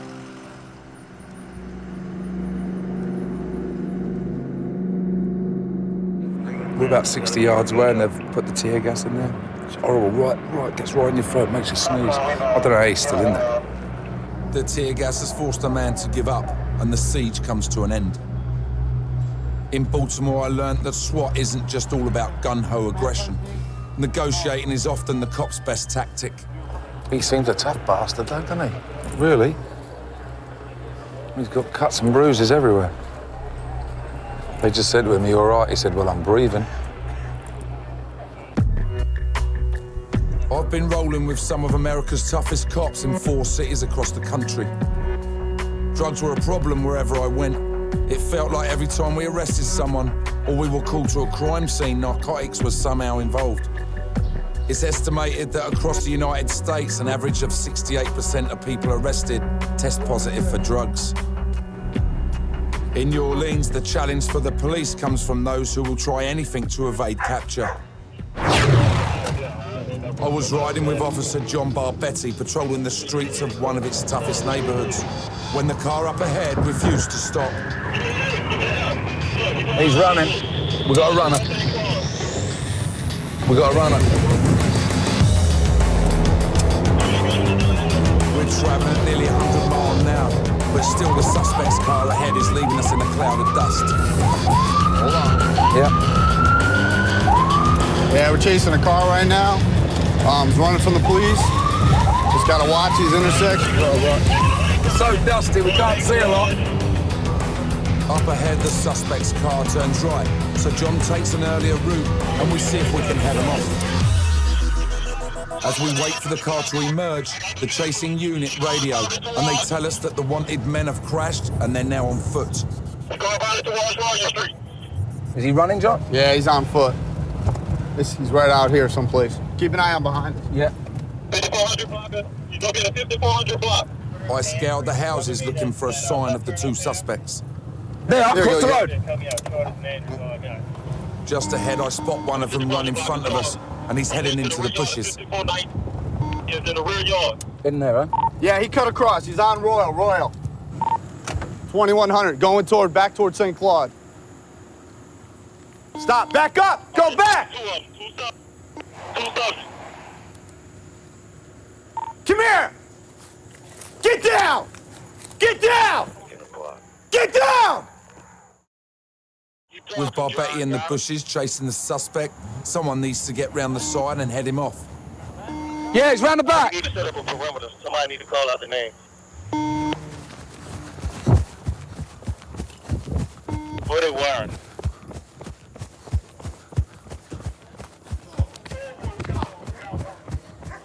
You got him back there? Thankfully, another unit is there to tackle him down. Otherwise, I'd have notched up my first takedown. What other way, man? What other way? What street are we on? Hey, we right now, we're between Royal and... Oof, that was the real stuff. John just said to me, keep an eye out behind. I look behind, I just see him run across the street behind us. When he was going so fast, any little kids, anything, you'd have just killed him in seconds. They got the one, yeah. Yeah, we flushed it. The one we saw coming. I saw him, I couldn't get back to that fence fast enough. I got whaled in the face with a tree branch. I just saw him out the corner of my eye, just running across the street. That was a good one. I said, I looked back and I saw you say, I was looking at it. It was later revealed that the suspect and his accomplice had dumped the stash of marijuana after crashing. The suspects were lucky to escape uninjured after the chase, and it was all over a small bag of weed and a stolen car. You make you nervous? It's estimated that 20% of all inmates in U.S. jails committed their offence to obtain money for drugs. I learned that they go to any lengths to prevent the police from catching them with their stash, even when the amounts are small. In Los Angeles, the street dealers have learnt another way to evade arrest when the police approach. I was on patrol with Sergeant Ron Lopez when one of the accompanying units spied something suspicious.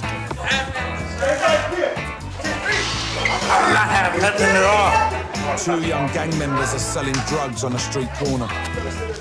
For these guys, the day's business is over.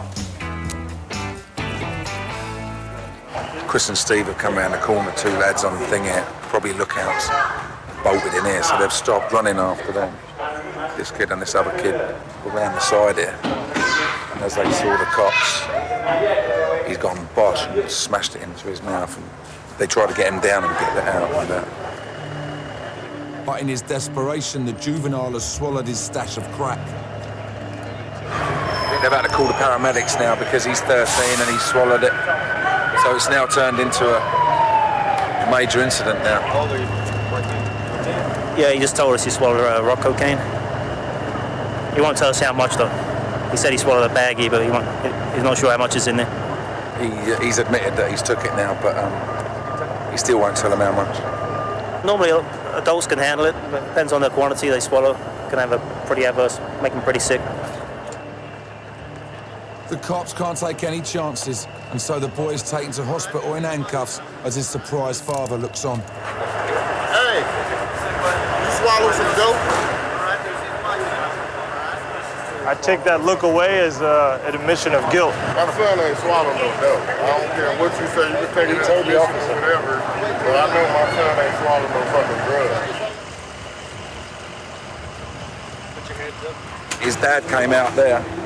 He said to him, you swallowed dope, and he can't even answer his dad. He just looked away, which is so sad.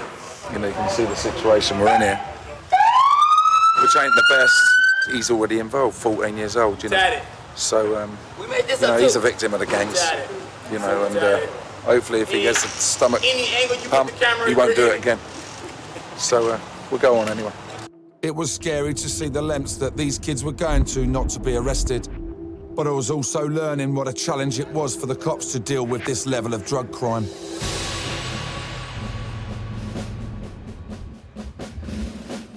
It's seen that to prevent this problem on America's streets, the supply needed to be cut.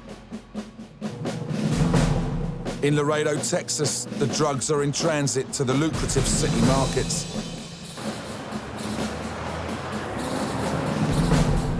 The drugs that are smuggled across the border first go to stash house before being moved north to the marketplace. Sheriff's cop Jesse Jimenez was on the scene when one's busted in East Laredo. We discovered some 5 kilos of cocaine, and a little bit of marijuana. The undercover workers led the cops to a big score. These drugs won't be making it to any street dealers. That is cocaine. Each one of these spurs is approximately 2.2 pounds, kilo of cocaine. Street value? Here in Laredo, it's about 15,000 a kilo, and upstate can be, or up north in other northern states can be anywhere from 30 to 45,000 a kilo. He had it on top of the pantry. Usually they've been sent out from cartels in Mexico. That is marijuana. That's marijuana. You're looking at roughly maybe 7 to 10 pounds of marijuana. That was found up in the attic. Just verifying to see if it's cocaine. I'm gonna take it back to and test those packages to see if it tests positive for narcotics. Yeah, it definitely feels good. Taking drugs off the street feels good. The U.S. government spends over $20 billion every year on the war against drugs, and one person is arrested for violating drug laws every 17 seconds. In Baltimore, drug-related offences are directly linked to over 2/3 of crime in the city. When I was on patrol, I spotted something kicking off. Oh, fine. Yeah. Just call 911. Just sit tight for me, fellas. Right there. I just saw this guy grab him and just smash him. Yes. What's going on? I'm the father. I'm the father. Okay. He's got a warrant on him in Baltimore County for breaking into my business. Okay. Today, he decided to break in my house, and he stole my truck, a $50,000 truck. You have anything on you that I should know about? You got a name. Oh, man, if you do, we're going to find it anyway, so it won't make it even hard. Why are you taking your dad's truck? I have a heroin addiction. He's jacked out his head. They're saying that he's wanted in another county. In Essex, I heard that. And here, actually, what the guys are saying is he hasn't actually done anything here to arrest him for. He stole from my house today. I understand it's in Hartford County, though. There's no way you can detain him. It seems to me that what this kid needs is help, but his dad is intent on getting him locked up. I want to know why he feels that jail is the only way to sort his son out. You know, jail's no good for him. He's got all them things. He's gonna, he's gonna die. I know it, man. It's my kid. It breaks my heart. It breaks my heart to have to put him in jail. But you know what? At least I know where he is and he's safe. Got a chance. He's got a chance in jail. He don't have a chance. He don't. I tried telling him before. So I mean, he's a good-hearted kid, but you know what? The drugs are killing him. And it's such a shame. Yeah, I know. And you know what? It's out of control down there. It's off the hook in Baltimore. You picked the right place to come find the violence. With no grounds to hold the young man, the police encourage his father to take control of the situation. They're going to release you to me. I'm putting you in Bill's truck and you ain't getting out because we're locking you in the back. I'm sick of living like this. Okay, I understand you're sick of living like this, but every time I try to get you help, you don't want it. The father now says he simply wants to take his son to the nearest hospital, hopefully to give him some treatment for his addiction. His son says he'll be happy to do that, and that's where we are now. Hopefully he'll go and get him some treatment. That would be a big plus.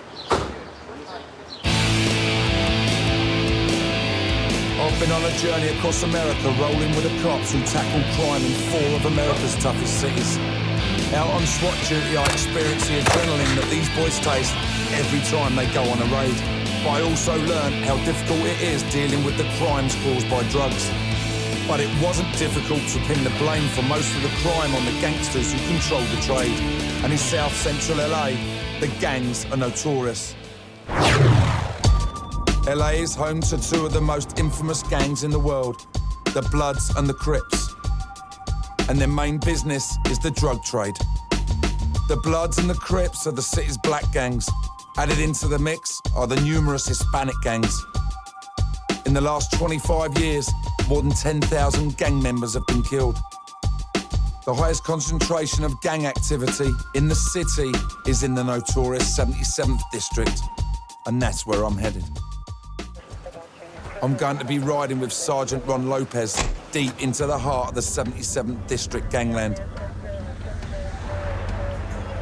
Some gang members who are on parole have been spotted drinking at a house party, and they're breaking the conditions of their release.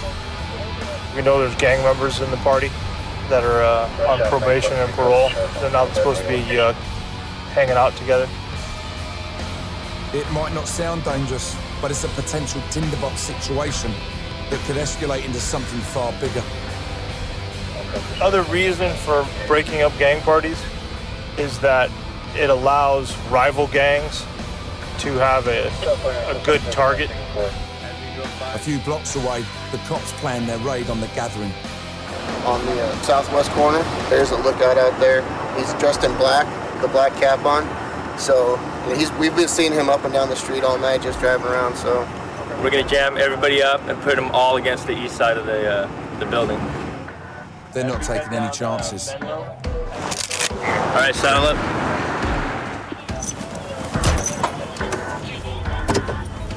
Every actor should have one of these.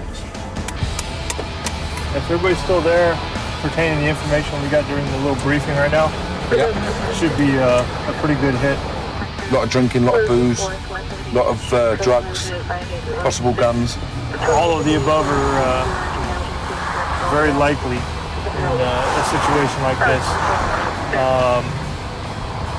What our guys will be paying specific attention for is that 1 or 2 guys that try to make a break for it on the back side of the group. Has the potential to be very dangerous. The boys seem quite keyed up for it. They like all this, do they? They affectionately refer to it as smashing. Yeah. It's we're gonna go smash a party. As we get closer, we kill the lights. You go ahead and kill the light. And then hit the gas.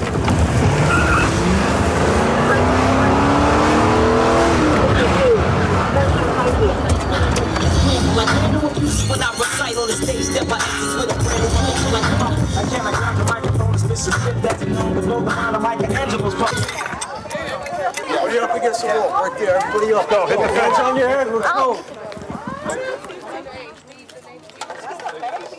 The partygoers are lined up as the cops search the location for drugs and guns. But they find nothing, and the gang members they were looking for seem to have slipped off into the night. They had surveillance that there was a few gang members there that they wanted to round up, but they think maybe the boys they were after slipped out. So it's a bit of after Lord Mayor's show a little bit. So we'll move on anyway. For the cops, controlling crowds is an important skill, but sometimes people don't want to play ball, and when that happens, they need to be subdued. In Baltimore, Detective Donnie Moses and Officer Dave White got a call to help out some colleagues who were in a difficult situation. Guy inside the house, tearing the house up, wrecking the house, and he has a knife with him. The officers are on their way to a domestic disturbance where a young man is threatening his parents.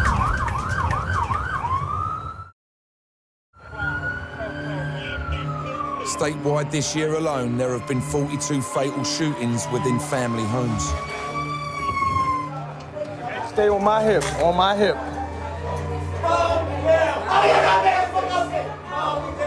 The young man is in the kitchen and still arguing, when without warning,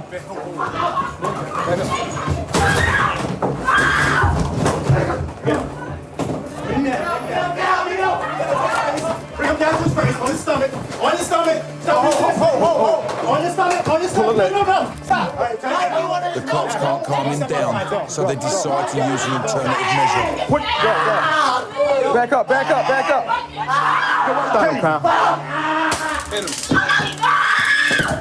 All right, turn over. They use a taser to stun the suspect. It shoots 2 hooked wires into the man's flesh, sending a 50,000-volt charge through his body. It will take the suspect several minutes to recover. Although it looks like rough justice, using a taser has brought the problem under control and allows the officers to secure the young man safely. All right, 35, we have the individual in custody. No officers injured. Young man apparently was giving his family members a problem. When we tried to gain control of him, tried to talk him out of his rage, it didn't appear to work. Ultimately, we had to tase him. Less than lethal use of force. Once we tased him, we handcuffed him, it's over. The ambulance came and checked the individual out to make sure that he didn't have any life-threatening injuries. Then from there, right now, we're going to transport him to probably the local hospital. They have to take the prongs that were discharged from the taser. They have to take that out of his back and check his vitals. And then from there, he's going to be sent over to our centralized booking. That's where we process all prisoners. He's going to be charged with assault on police officers. According to the makers, 170,000 suspects are tasered across the US every year. As a non-lethal response and an alternative to the gun, it's a no-brainer for the cops. Armed with a taser, they are less likely to have to use lethal force. But in New Orleans, they faced a lot of people who were in possession of firearms, and it felt much more dangerous. For my last night in the city, I was riding with Officer Dave Duplantier. All right, you turn it right on. Yeah, you turn it right on, baby. As we drive through the city, Dave receives an urgent call, and the lights go on. Talk to me, where you at? What was that, bro? They got a guy running on foot that bolted on him. They got a little 75. The worst call a cop can get is to hear a fellow officer is down or struggling with a suspect, because he knows to get away, he will use any means. Right now they got a fight going on. With some officers? Yeah, they got some officers involved.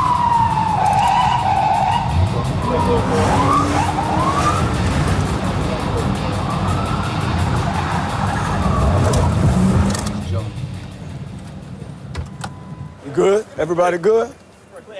When we arrive, the area is flooded with cops to patrol the situation, and 3 suspects have been apprehended. I'm told that as the officers went to apprehend the suspects, a gun was pulled, and after a brief struggle, it was thrown into a nearby alleyway. The number of units is justified as this street corner is at the center of a gang war. The suspects arrested are thought to be gang members, armed and ready to protect their turf. After checking the rear of the property, Dave makes an alarming discovery. Right, female, date of birth. Poor man's version of a Benelli, huh? The gang had hidden a laser-sighted semi-automatic machine gun in the back garden. A sign that beefs or gang wars in this city are the real deal. In New Orleans, because many lawful citizens are permitted to carry and own guns, they are often taken in robberies. In the US, it's estimated that nearly 500,000 are stolen every year. With 3 suspects in custody and 2 weapons recovered, including a machine gun, the night's work would seem a success. I'm not in no beef. You violate me bad, man. You got me bad. But the challenge of dealing with so many young people with guns is troubling. Nobody. Calm down. All right?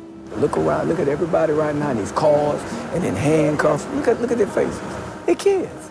They're children. And you see the hardware that they're carrying out there, the rifles, the guns. That's the frightening thing, yeah. They got that, yeah, they pull the trigger. They don't know the consequences of what they're doing. They don't. These people out there, they're killing each other like crazy, you know. That's the world we live in, you know. That's just how it is right now. It's sad. It's estimated that up to 50% of teenagers drop out of high school across the state, and many turn to crime to get by. They look so innocent when you arrest them, don't they? The only thing you can tell them is death or jail. And guess what? They don't care about either one. Jail is almost like graduating from college for kids out here. It's a pin on their shirt. So they don't care about that. They just go do their time, learn in jail, and come back out and keep doing it. As we leave yet another scene where teenagers have been arrested and weapons recovered, I'm left thinking that the job of Dave and all the cops in New Orleans is one I couldn't deal with day to day. Just like in one night, let alone, 1 week, the amount of guns that the lads are getting and the amount of guns they have to deal with and that threat, I just find phenomenal. The gun situation is out of control. It really is. This is just a city where young, old, everybody's carrying a gun. It's almost like the Wild Wild West. It was heart-wrenching to see so many young kids feeling the need to go around with such firepower. In each city I went to, I saw how young the criminals involved in the crime business were, and I couldn't help feeling that at such a young age that they were also victims. But I also met some that didn't deserve my sympathy. Having rolled with some of America's toughest cops, I've discovered how difficult their job really is. But I also spoke to some of the suspects and criminals who had either been arrested or jailed. You know you shouldn't be having a gun at 16, eh? Here I learned that sometimes the innocent faces hid a much darker side. I mean, a lot of the armed robberies and stuff like that, and even nowadays the murders, the perpetrators are getting younger and younger. In Laredo, I went to the top security county jail, which was full to the brim with gang members who had been involved in the cross-border smuggling trade. Commander Juan Hernandez is in charge of this jail. He's going to introduce me to the prisoners. But first, I want to know what I'm up against. What are the dangers then? The danger to you may be that that they're in jail for murder and things like that, and putting a name in a feather in their cap by striking a known person may be something that they won't think twice about. You okay? Yeah. Let's go out there.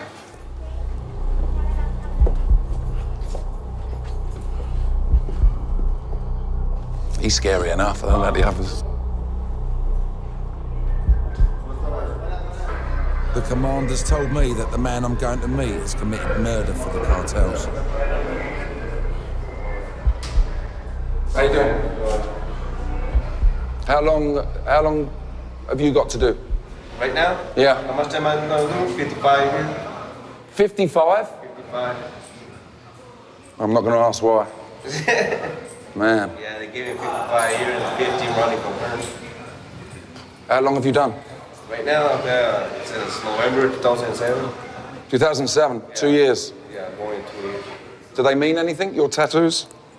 Your tattoos? Yeah. Only this one. What does this one mean? Gang, the Texas Syndicate. That's your gang? Yeah. Are you everybody in that? Is everybody in the same gang? No, it's not just friends. Just friends? Yeah. Yeah, they gotta put the same people in the same tag. Oh, they have to? Yeah. Oh, because you'd be... No, we're pissed and everything, but they just for their own reason, people. So they separate everybody. Yeah. Well, wish you all the best, man. All right. The Mexican mafia are probably the toughest, but the pistoleros, they're the gun boys. They're actually the gun runners. But we were just talking in there, and he said the meanest of the mean, the baddest of the bad of this big area are in here, under his watchful eye. Coming face to face with a cartel member in jail was nerve-wracking.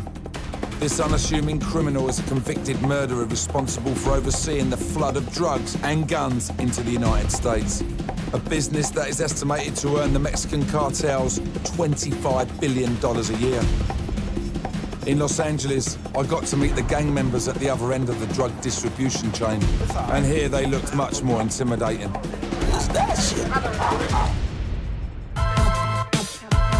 It's not too difficult for the cops to spot gang members, as they are easily identifiable from their tattoos. Although some are in the most unusual places. Aaron just got put on, so he's tattooed his eyelids. That's brand new. When'd you get that done? I can't tell you. Well, this week. It's like 6, 7. And what does that mean? Neighborhood crib. How many times have you been shot? I don't even know. I lost count.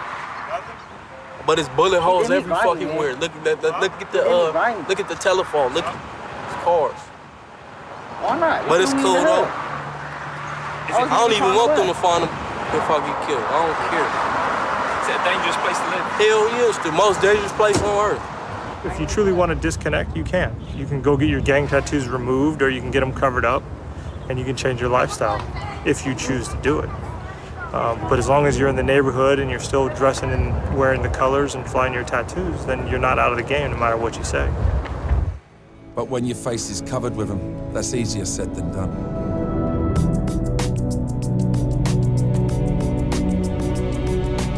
I've come to a project called Homeboys, which for many of these gang members is a way out from life on the streets.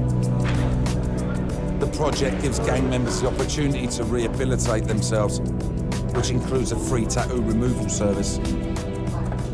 These people just come in. What anybody off the street can just walk in? Anyone off the street can come in. If your tattoos are gang related and they're like on your face, the front of your neck or your head, you know, you're obviously a walking target. So we try to get you in as soon as we can. Even if you were to stop by today, we'll try to get you in today. I'll have to get around to it one day. Yeah, think about it. Today, gang member Ishmael de Santiago is in the chair. The ink is lasered out of his skin in a process which has been described as like having hot fat hitting your face.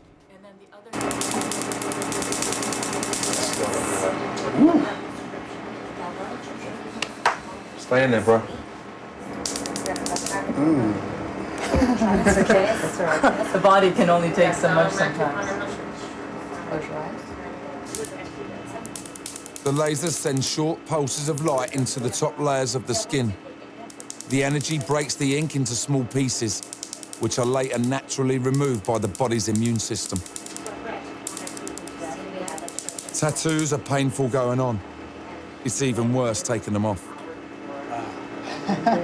Go on, bro. What you're doing, man, is a massive thing. I really applaud you, honestly, big time. What is this? What is the gang? London. Is that a big organisation? It's all right, you know. Will they say to you, what are you doing? They'll probably get disappointed, you know, but... You just got to say, I'm moving on. I'm moving on. The only time I see them is when I come to prison, but that's something I don't... You done with prison now? I just got out like 3 weeks ago, so... Good for you, man. Wish you all the best, man. Thank you. All right, so go next door, they'll bandage you up. Then they give you some extra Thank you very much. Bye. Thank you. Thank you, doctor. To take tats off your face is, I mean, the pain is ridiculous, you know, and I just, you know, commend them for that. And that is the loveliest thing, what I've been getting from here today, is they're starting, it's the start of my new life. You know, they're starting again, so it's fantastic. It's been an eye-opening 4 weeks for me on the road with the cops in Laredo, Baltimore, New Orleans and LA. I've seen them putting their lives on the line for the good of the people they serve. I've discovered that the criminals are often young kids with not much to lose who are caught in the drug trade. It's been an emotional ride for me, one that I couldn't deal with day to day, but one that comes naturally to America's toughest cops.